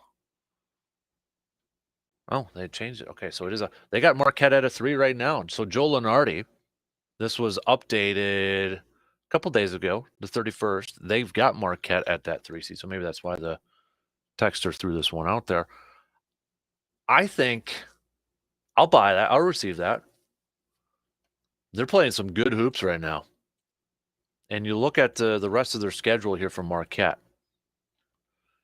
Butler, UConn, Georgetown, huge game coming up against Xavier on the 15th. Maybe that decides the Big East. Creighton, DePaul, Butler again, and then St. John's. Yeah, I'll receive it. I think Marquette's going to get a 3 seed. And then to kind of piggyback off that one, we've got youth receiver defer. The Badgers going to make the tournament. Again, if we look at Joel Lenardi's bracketology on ESPN, he has Wisconsin listed as first 4 out. Right now, you're asking if they make the tournament? No, I'm going to say defer. And that would have been before looking at Joel Lenardi's predictions.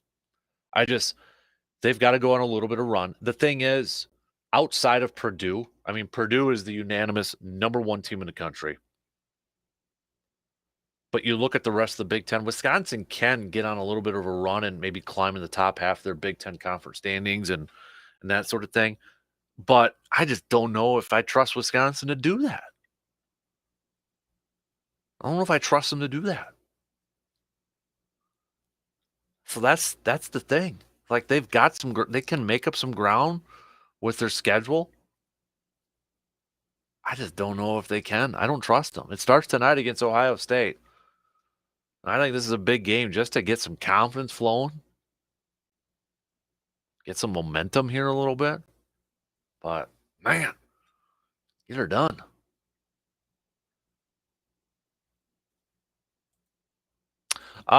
Receive or wow, we got quite a few outdoor questions coming. Appreciate that. I'm gonna have to get those to Jake right away here. Okay, let's do receive or defer. LeBron James. We'll go with the LeBron James one. So LeBron James is about to break the scoring record, right? Receive or defer. The media will make a huge deal about LeBron James breaking the scoring record. I mean, I guess what's your definition of a big deal? Are you kind of referring to like nonstop coverage and, that's the main talking point and that sort of thing? Man, me, I would say no. I would defer that, but it is LeBron and it is the Lakers, so I probably will receive it because let's just face it, it's LeBron and the Lakers, and it's certain media coverage out there that whatever LeBron does or whatever the Lakers do, it's #1. So I guess I'd probably have to say receive.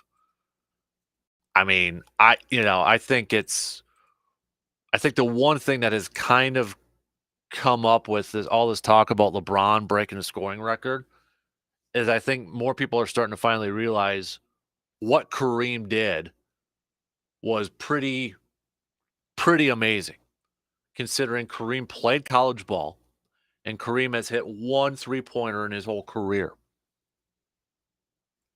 And he's held on to the scoring record for as long as he's had for as long as he's had. I think that's the one thing that is really kind of, and maybe it should be talked a little bit more about, but I've seen some people kind of like, oh, I didn't realize that. Yeah. Maybe shines a little bit more of a brighter light on Kareem Abdul-Jabbar in his career. I don't think a lot of people realize. And you think about it, like, yeah, LeBron, he's made some threes in that. Yeah, LeBron didn't play college hoops, so he's played a few more years in the NBA. So I hope it kind of in turn is because you're starting to see some people debate about it. Well, it's almost like the home run record. Well, LeBron, he made some threes and he didn't play college, but Kareem, he played college and he hit a three. So which one's more impressive in that?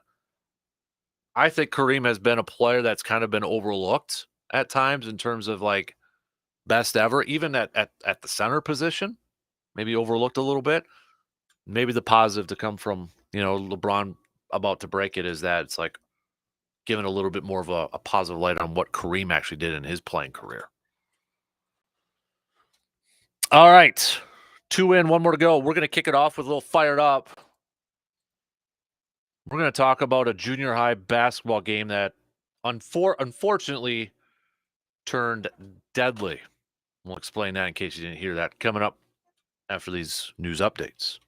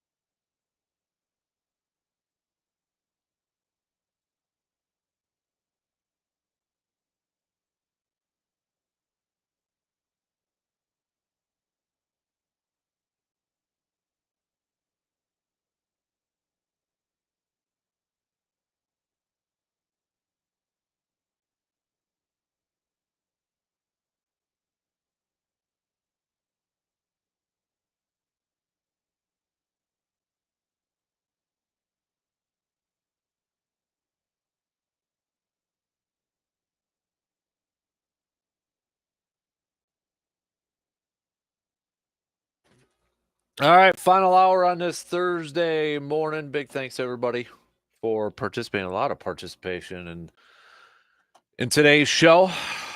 Big thanks for that. Coming up at the bottom of the hour, we're going to talk a little outdoor tidbits with our guy Jake Bulks, conservation warden. We got a few questions in, so thank you to all of you who have sent those questions on in. Let's kick off this hour here a little bit with some fired up. All right, before we get back to some more text, tweets, and all that good stuff. All right, so what's got me fired up? I don't know if you guys saw this news article, but there was a brawl. Brawl broke out amongst spectators at a middle school basketball game in northern Vermont, and a 60-year-old man who participated in a fight actually died. So this happened on Tuesday. I mean, there is video if you want to go and kind of see it, all that, but it's just another example of, I'm going to call out your parents that are like this, adults in the stands at youth sports doing crap like this. I've witnessed it and I've experienced it myself. I used to be a youth sports director at a YMCA before this.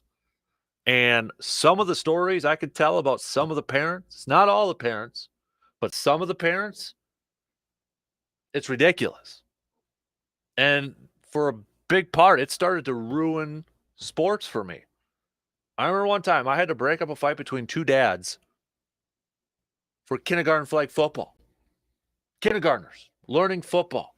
I had to break up two dads. Basketball, same thing. I mean, this is ridiculous. This is absolutely ridiculous. When I saw that, I'm like, what are we doing? Just another example of adults ruining sports for kids. I mean, come on. Gotta do better than that. Gotta do better than that. And that's what had me fired up this morning. I'm going to save my Thirsty Thursday shout out towards the end there, kind of space it out here a little bit, but I'm going to go a little bit of a different route there. To answer some of your couple of questions coming up here, what about Ryan Tannehill as a backup? Well, I mean, with Ryan Tannehill too, you got to factor in he does have a big cap hit, so he would have to do a little bit of restructuring there. And I know the Tennessee Titans last year did some restructuring with him and that sort of thing. But, I look at it, and there might be some teams that look at it. If the Titans do want to move on from Ryan Tannehill, he currently has a $36.6 million cap hit.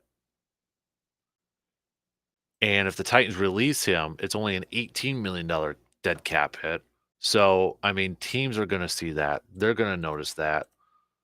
They're going to want some salary relief probably from the Titans. So I feel like they're probably going to have to, if that was a legit option, they're going to have to rework that contract for Tannehill.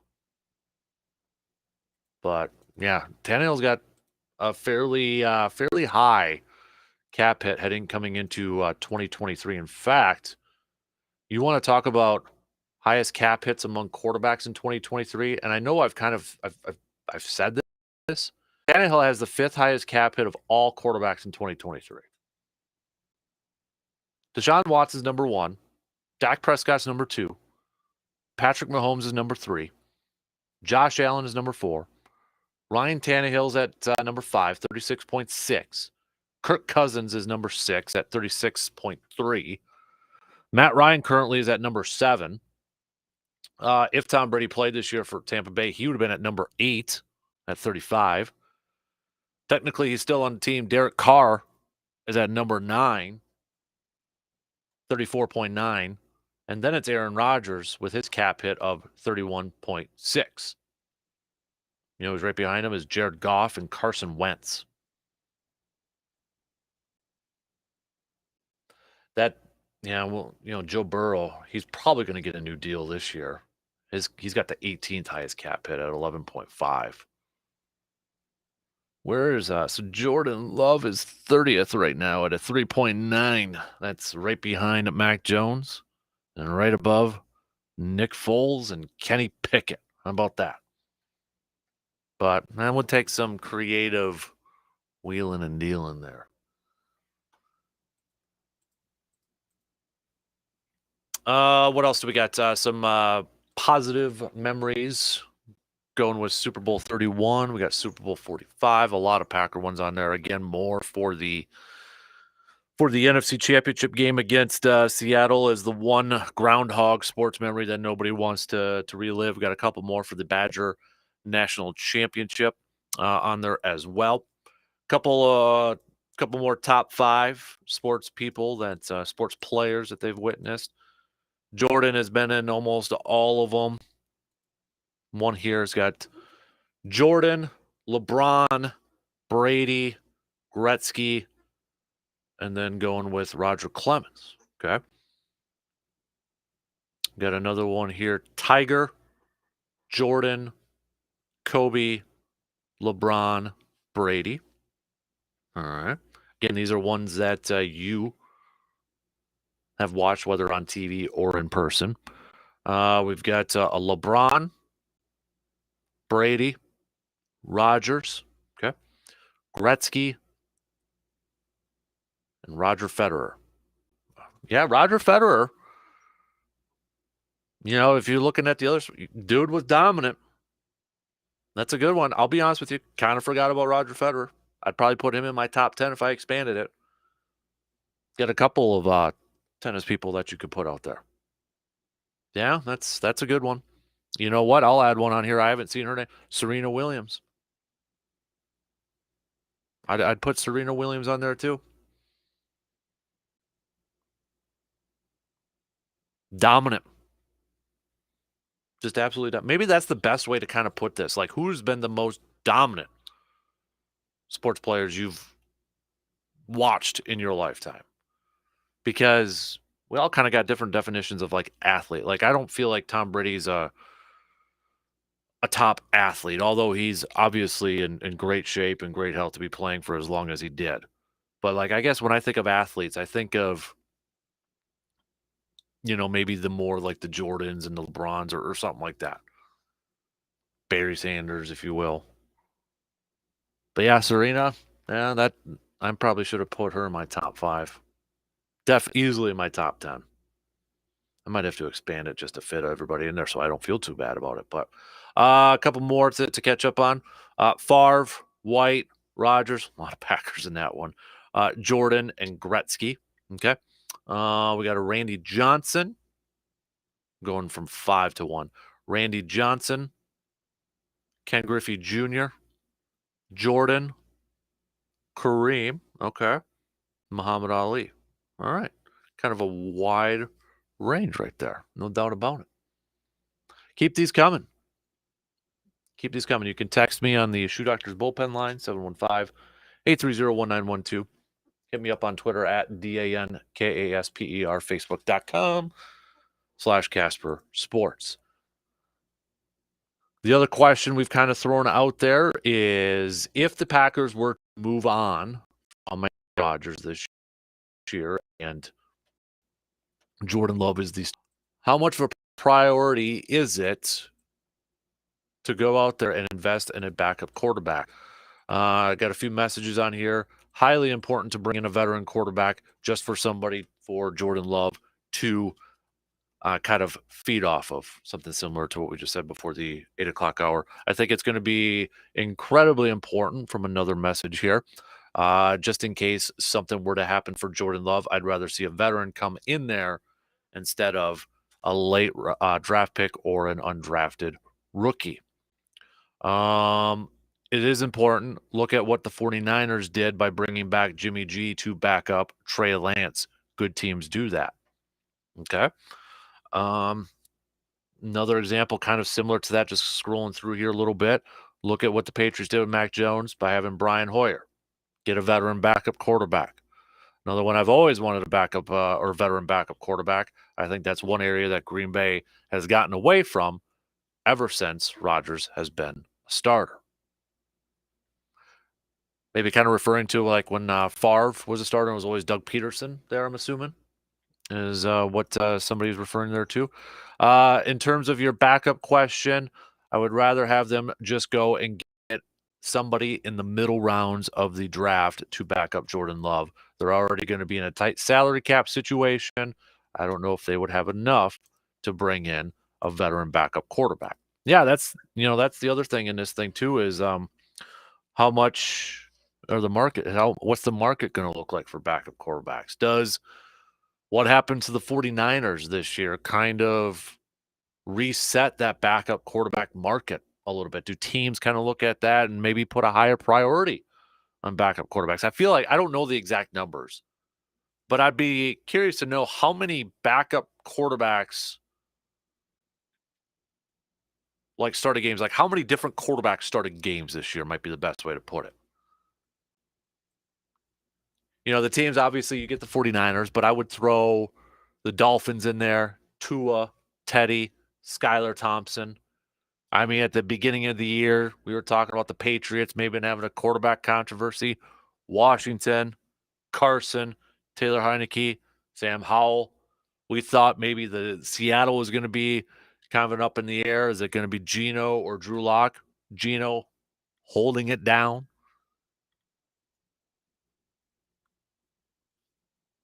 I'd like to see how many different quarterbacks played at some point this year. Baltimore, same thing. Pittsburgh started off with Trubisky, then went with the rookie and Kenny Pickett. Obviously, we know with Cleveland, starting with Jacoby Brissett, then Deshaun Watson. Houston, and Texans there.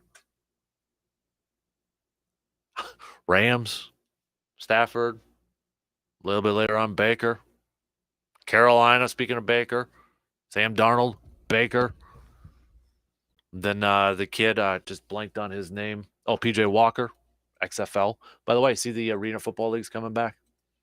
They announced that yesterday. But I'm curious to see how that backup quarterback market's going to look like this offseason. Do teams kind of change their approach with that? I think that's going to be something to watch. As free agency, I guess we can now say begins at next week. Or not next week, next month. Up there in March. All right, before we talk to Jake, quick pro hoops. Bucks are back in action tonight, going up against the Clippers of Los Angeles. Anybody kind of wondering about the status of Giannis? He is listed as probable. So he is listed as probable. So anybody kind of wondering about, with that, it looked like his knee at the end of the game against the Hornets the other night. Sounds like he's gonna play tonight. So maybe take a deep breath and be like, "Ooh, thank gosh, nothing seriously wrong there with Giannis." It didn't look great, but remember after the game, Mike Budenholzer said he was given an injury report and nothing showed up there. Giannis said he was good. Bucks are favored by 4.5 in this game. You look at the matchup predictor, though, it's actually got the Clippers favored on there. But it's going to be a late game tonight, too. 9 o'clock, even though it's in Milwaukee, 9 o'clock tip time. So if you're going to listen to it on the radio dials, coverage will begin at about 8:30. Tip off probably a little shortly after 9 on 105.1 FM and 790 AM. But we'll see Chris Middleton coming off perhaps his best game this season, for sure his best game since coming back from being injured. Still on kind of a minutes restriction. We'll see if we start to get some more, maybe getting back into that starting lineup, perhaps. And it is a week from today, trade deadline in the NBA. We're going to start to hear, are we actually going to start to see moves being made by the Bucks? So that clock is probably really ticking a week from today. Nothing really to kind of report in terms of the latest updates and rumors surrounding Jay Crowder or anybody else at this point, at least from what I've seen. But I'll be curious, like the one team, and I don't know, and I don't think they'll do any trades with the with the Bucks. But I think one team, if you're talking about maybe a disappointing team this year that maybe had some high aspirations, I look at Chicago. I saw a little nugget yesterday that it was a year ago, was it yesterday, maybe the day before? The Bulls were the number 1 seed in the Eastern Conference at that point. And the Bulls maybe kind of surprised some teams last year, like, ooh, look at them. They're pretty darn good. Look at yeah. Now, I know they've gotten, with Ball kind of injured. He hasn't, been in there. DeMar DeRozan was kind of an MVP candidate last year. Zach LaVine, I think, got banged up too. But I mean, they got Zach LaVine, they've got DeMar DeRozan, Nikola, big man over there too. But I think they've kind of underperformed expectations this year. Really think so. And are they going to be like sellers? Right now, they're on the outside of the playoff chase. They're not in that top 10. But do they feel like because they have enough talent that maybe they can make a little bit of a run here and get back into this thing? But they've got a lot of they got a few players on that team that I think other teams would love to have on their roster. So again, I don't think that'll be a potential trade team for the Bucks per se, but I was just kind of looking at some teams and kind of seeing where could there be some sellers maybe for the Bucks to kind of take advantage of. Toronto, I know we mentioned Van Vliet over there too. They're another maybe disappointing team this year. Minnesota kind of gotten back into it here a little bit. They're 28-26. That Western Conference, we obviously we talk a lot about the Eastern Conference. Boston number 1, Bucks are 2.5 back, Philly 3 back, Brooklyn 5.5, Cleveland 6.5. But you look at the Western Conference, Denver's still number 1. You got Memphis at 2. There's 3 games back. 2 teams. Don't think anybody's really surprised or shocked that they're at the top of the Western Conference. Sacramento, perhaps the most surprising team in the entire NBA this year. They're still the 3 seed in the Western Conference. And then the Clippers, a team that was a popular pick to win it all, 4 seed, but they're 7.5 back. But then it's kind of, you look at where the Clippers are at number 4 and go all the way down to 10, 11, 12, maybe even 13. And you got a bunch of teams that a game or two could really shift everything. So Clippers are 7.5 back, like we said, from Denver for the 1 seed. Clippers are currently the 4. You got Dallas, that's a game back from them. They're the 5 seed. Minnesota's a game back from the Clippers for that 4 seed. You've got Golden State, who's the 7 seed right now, but they're 1.5 back from that 4 seed. Same with Phoenix, same with Utah, New Orleans, just 2 games back from the Clippers in that 4th spot. They're the 10th team in the West. And then you got Portland, that's just on the outside, Oklahoma City, and the Lakers. Lakers are 11.5 back from first, but they're just 4 games back from a 4 seed. So, and only 2 back from that final playoff spot. That's where I'll be kind of curious to see how many teams, because you look at the Western Conference, Lakers are not going to be sellers. They're not going to be sellers. So if we kind of use the Lakers as that baseline of who's going to be sellers and buyers, Portland and Oklahoma City, they're only about a game and a half back from that final playoff spot. They may not be looking to sell, thinking they could squeeze into the postseason. So really, if you're kind of looking at the only 2 teams in the Western Conference that don't have a legit shot right now to make the postseason is the Spurs and the Rockets. Spurs have won 14 games, the Rockets 13. And then you kind of look at the Eastern Conference here. Charlotte's only won 15 games. Detroit only 13 games. Those are the bottom feeders. And, you look at Chicago, but they're not that far out. You're talking 0.002 percentage points from being the 10th team, which is currently held by the Indiana Pacers for that final playoff spot. Toronto's a game and a half out from that. Orlando's 4. But I think you've got so many teams now with the expansion of the playoffs too, where you've got that play-in round. maybe we're not going to see so many teams kind of selling at the trading deadline. And those teams that are sellers, price is going to be high because there might be more teams that want to make a deal. Supply and demand. Whereas maybe a few years ago, okay, you got a couple teams that are, in on this guy. Now it's like 4 or 5. All right, let's raise the prices up here a little bit. It's going to take an extra pick, or it's going to take an extra player. Maybe a little bit more cash. That's why I'm kind of curious to see how active this trade deadline is, because I think the Bucks want to make a move, but I think some of the moves that they want to make are just going to be a little too pricey. They might not be able to get it in. All right, we got to take a quick break, and then we'll do our outdoor tidbits with Mr. Jake Bolks coming up after these quick words.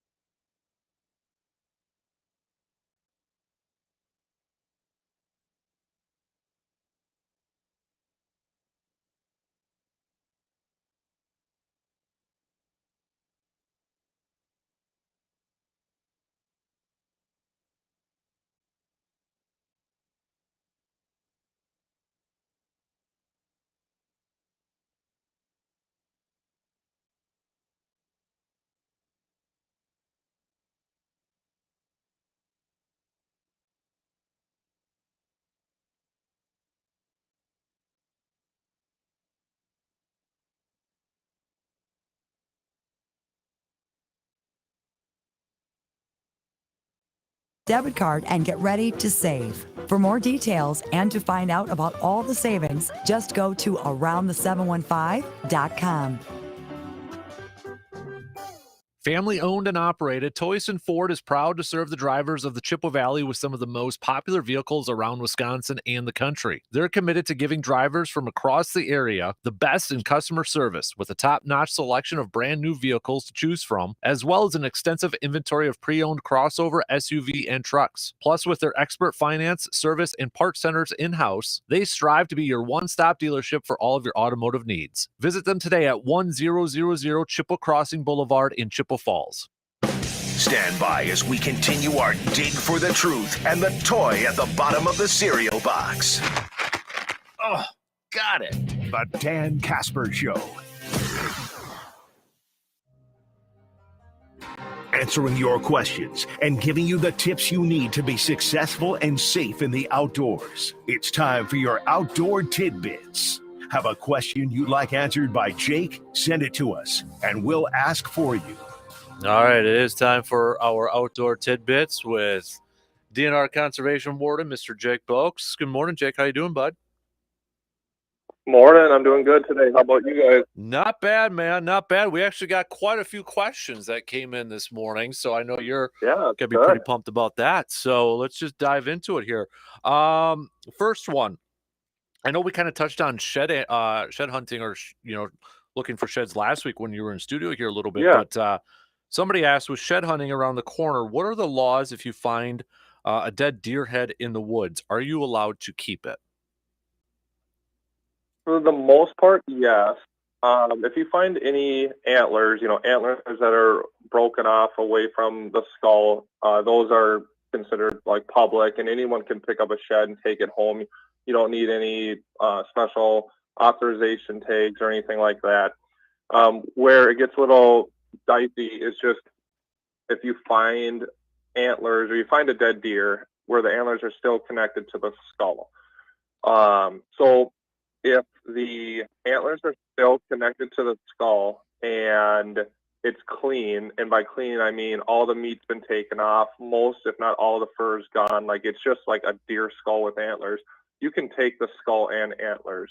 But if you find a dead deer where it's recently deceased or there's a ton of meat on it and it's still in the decomposition process, at that point you're supposed to call a warden and get a special authorization tag for that.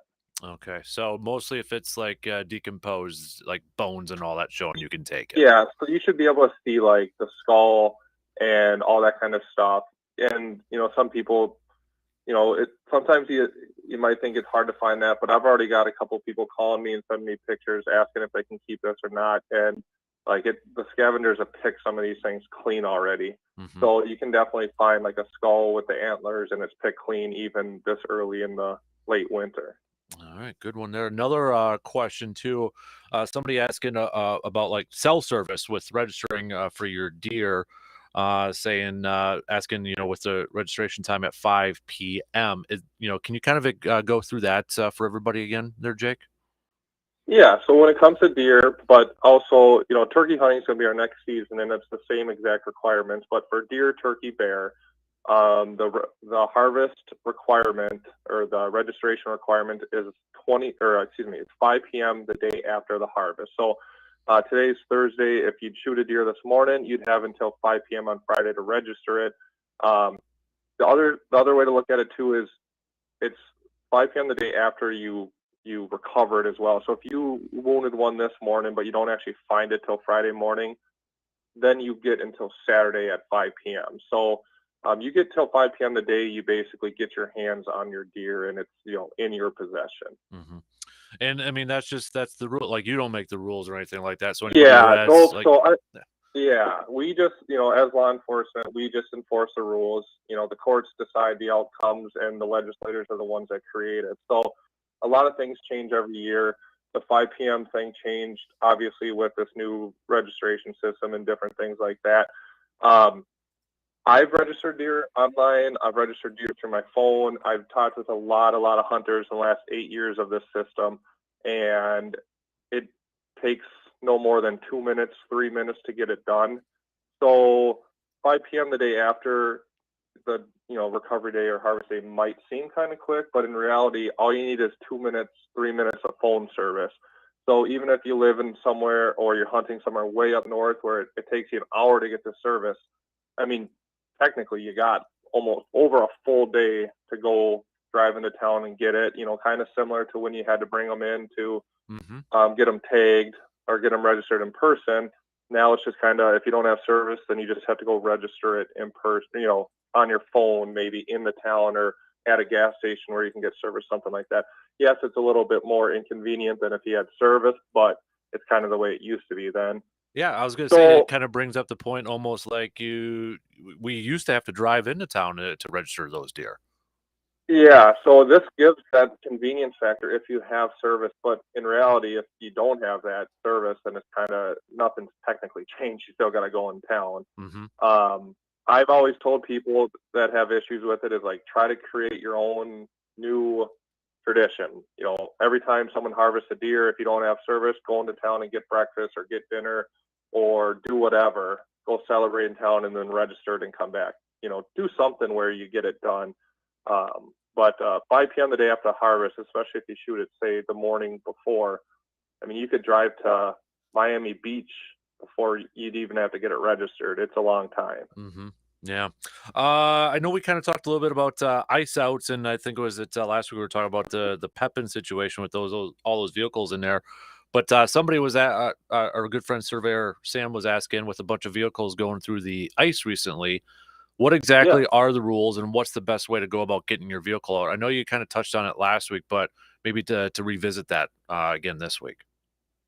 Yeah, so the best thing to do if your if your truck or ice shack or ATV snowmobile goes through the ice, obviously the most important thing of any of this is our safety. So if it's you, make sure you get out safety, make sure your friends, family get out safe, get warm, help other people if they're if they're in a situation. But the best thing to do is just get safe and then call the sheriff's department, because they're going to, alert the fire department or EMS if you need help.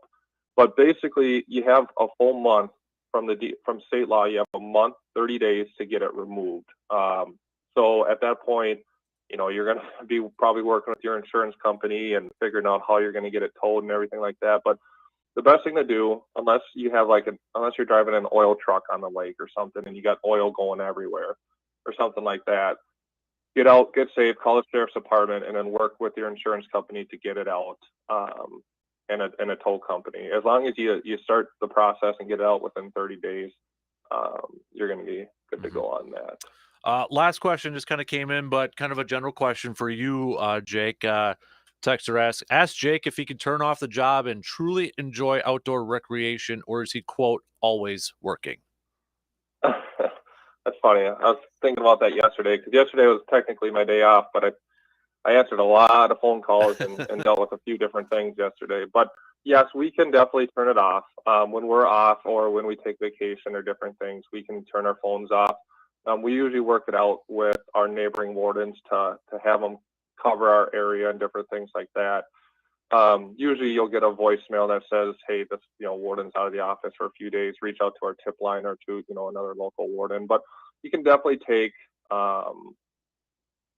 it off and go and fish or hunt or spend time with your family, whatever that may be. Kind of a perk of it, and because I enjoy helping people as much as I can, is even if I'm off, I am trying to answer my phone, and if someone's got a bobcat that needs to be tagged, or they're in a situation that needs an answer now, the sheriff's department doesn't know our regulations and different things like that. So I try to stay with my phone with me to help people if they need an answer immediately. Well, that's nice of you, Jake. Look at you, man. You got to really Oh, love your job. Yeah.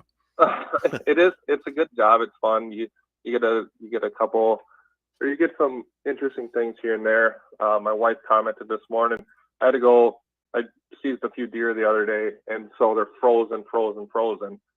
So she was backing out of the garage this morning, and she looked in my work truck. There's a bunch of deer legs sticking out, and she looked right at me, and she's like, you got a weird job sometimes. That's awesome. And I know I can't imagine what my neighbors are thinking. Yeah, no kidding, right? And I know I've asked you too, and I think you've even made the comment that you've kind of actually go outdoors and do a little bit more hunting and fishing than maybe the average person does. Yeah, we're pretty lucky in the sense of our busy times go with the seasons, but based off, when I need to contact people or when I want to patrol or need to patrol, we have a pretty flexible schedule. So, on a day, there's a lot of days where I'll wake up and I'll fish in the morning, work in the evening, or maybe I'll work all day and then go duck hunting, right at dusk and stuff like that. So we do have a lot of flexibility, which is one of the perks of the job. Mm-hmm. Definitely. Well, Jake, hey, appreciate it. We had some good questions here this morning. So big thanks for answering them for everybody, and stay warm out there. Okay, sir? Yeah, and we talked about it a couple of times, so I'll just bring it up real quick. It's just removing of like your ice shacks and stuff like that. Yeah.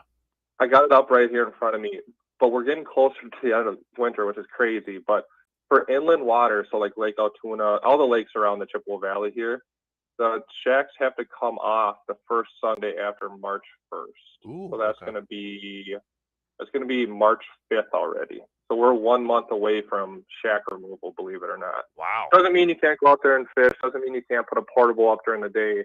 It just means nothing can be left overnight on any lake south of Highway 64 after that day. Yeah. So it's on the horizon, believe it or not. I can't believe that. When you put that in perspective, I know the groundhog saw is like shadow, so we got 6 more weeks. But when you say that, it's like, hey, now maybe we actually are going to get a spring coming up here soon. I know, it's pretty crazy to think that. Yeah, no doubt. Well, Jake, hey, that's a good tip. Thanks for that, man, and thanks for everything. And we'll catch up with you again next week. Yeah, talk to you later. You got it. There you go. Jake Boakes, our conservation warden, answering your questions. Thank you to everybody who sent in some questions there. If you ever have a question, maybe if it's on like a Saturday or a Sunday and it's like, oh, I just, want to ask that, just text it to our Shoe Doctors bullpen line. Okay. Text it, and then we'll save it up there for Jake when he's on every Thursday with us there. So, all right. Tell you what, we're going to take a quick break. And we'll finish up this hour by covering the bases, some closing statements, last call for your picks for the most memorable sports moments or the ones that just get you in a bad mood.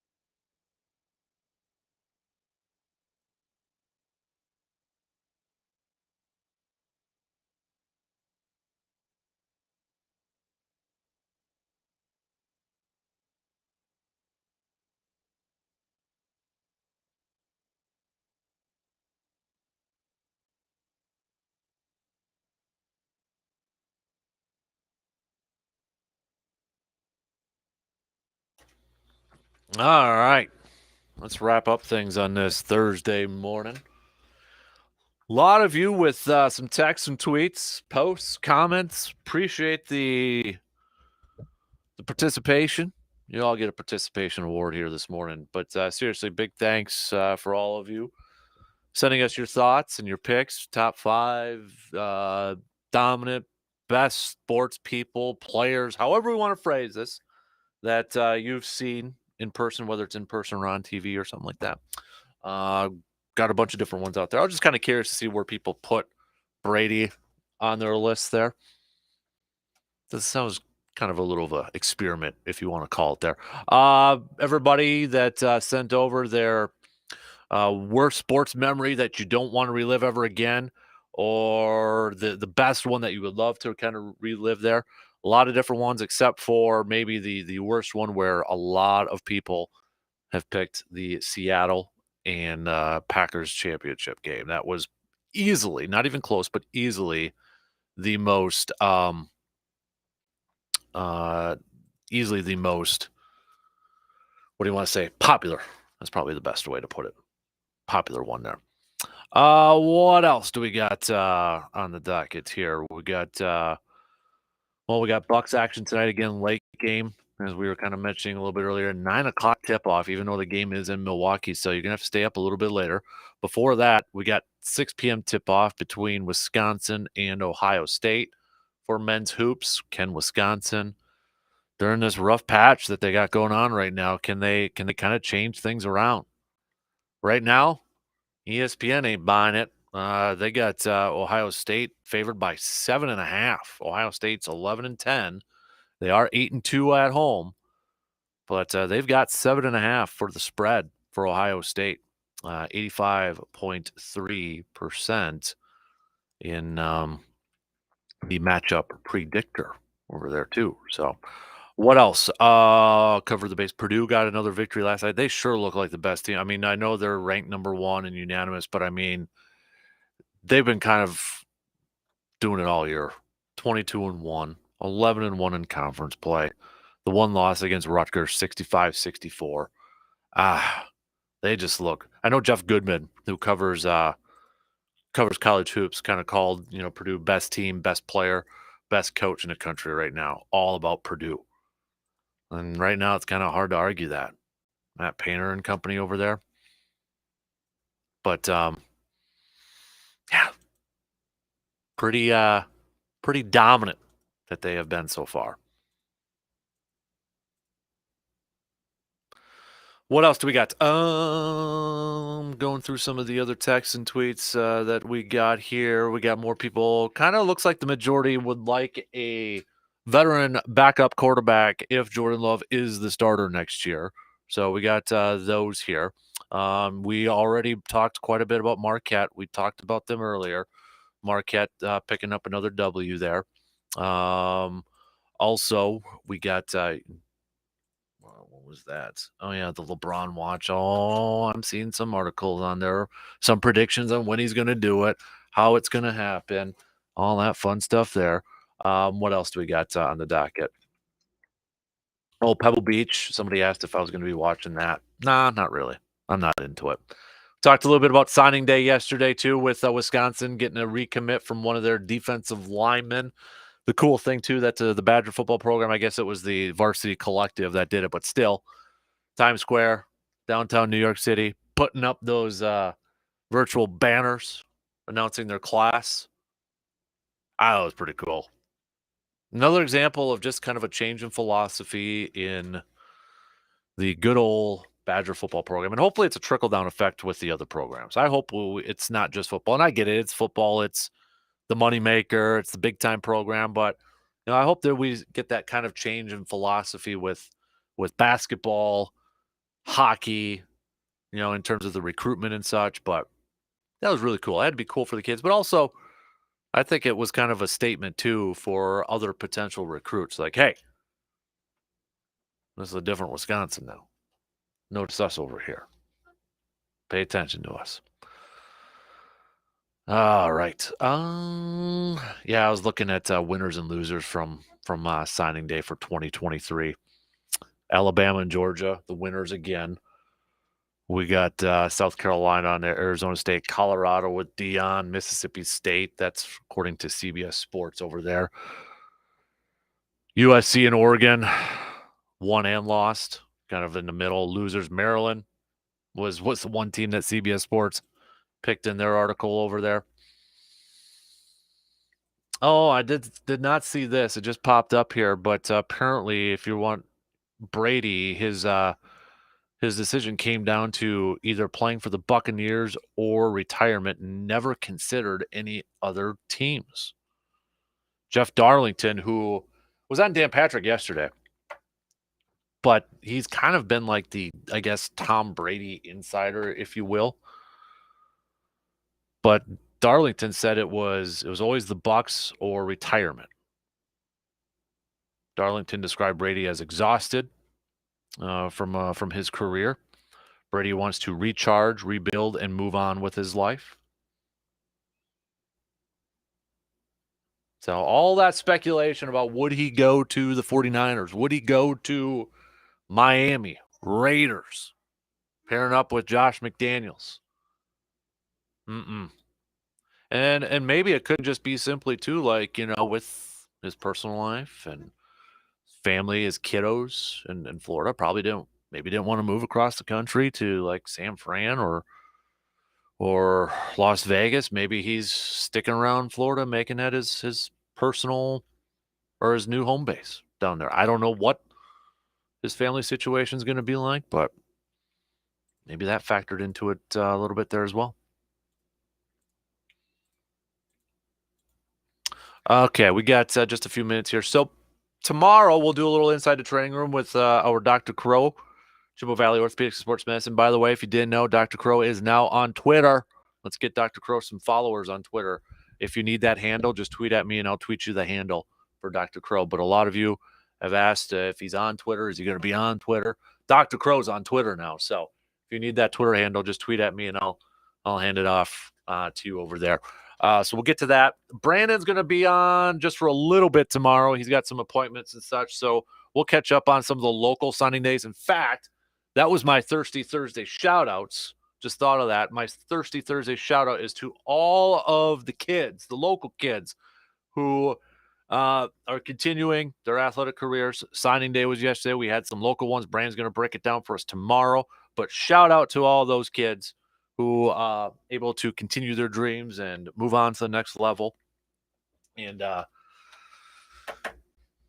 continue to play athletics and at the college level. So that had to be really cool, not only for them, but also their families involved too. So shout out to all the high schoolers there. That's pretty cool. That's pretty darn awesome. Speaking of which too, should also note, we mentioned a little bit earlier, but again, both the men's and women's Blue Gold basketball teams falling to UW Oshkosh last night. But that regular season's getting to wind down here in the regular season. Then we get tournament time and such. So back to Brandon. We'll catch up with him just for a little bit tomorrow. Not a whole lot there. So, but we'll definitely hit up on some of the local kiddos who committed yesterday on signing day. And then maybe we'll start to get into a little bit of Super Bowl talk. Mostly it'll be next week here where we'll start to make some picks. We'll start to collect everybody's picks. Keep it up. We got a big board here up in the studio. Put everybody's name next to it with their pick and such. Keep track of what everybody's got going on there. So maybe we'll kind of start to hit that up a little bit tomorrow. Just maybe. We'll see. Oh, and then we got to break down the Pro Bowl games, right? If you're not watching the video, I'm kind of rolling my eyes saying that. No, we're not going to do that. We're not going to do that. But we will do some picks and predicts, maybe do some prop bets with that sort of thing. We'll get to a little cream of the crop as well tomorrow. We got our Carpet City Flooring Center local sports spotlight. Brandon will pick another one out there. Put that in the mail, the certificate and such. So we'll hit that up. Obviously recapping the Bucs game. Maybe hopefully another win against the Clippers. We'll see if the Badgers are able to pick up that win. We'll talk about that too. And I think we're going to start to throw in some more baseball talk here as we inch a little bit closer and closer to spring training, pitchers and catchers reporting here in the next couple of weeks and such. So we'll start to kind of maybe break down certain position groups for this Brewers team with Brandon, since Brandon's kind of our Brewers expert there. So we might start to kick that off tomorrow and kind of think about baseball season heading around the corner. So that should be kind of getting there. Get his thoughts too on that one piece from MLB.com where they kind of threw the question, are we overlooking Brewers offense or maybe not giving them enough credit? I just don't know if I can buy that yet. I don't know if I can buy that. Not from what I've seen the last couple of years. But we'll get Brandon's thoughts on that and see what he has to say about some of the predictions that are starting to come down in terms of divisions and all that good stuff, because we're getting close to that time, believe it or not. All right, DP and the Danettes, they're up next. Have a fantastic rest of your day. We'll be back at it again tomorrow to wrap up this week past 6 a.m. We'll chat with you then.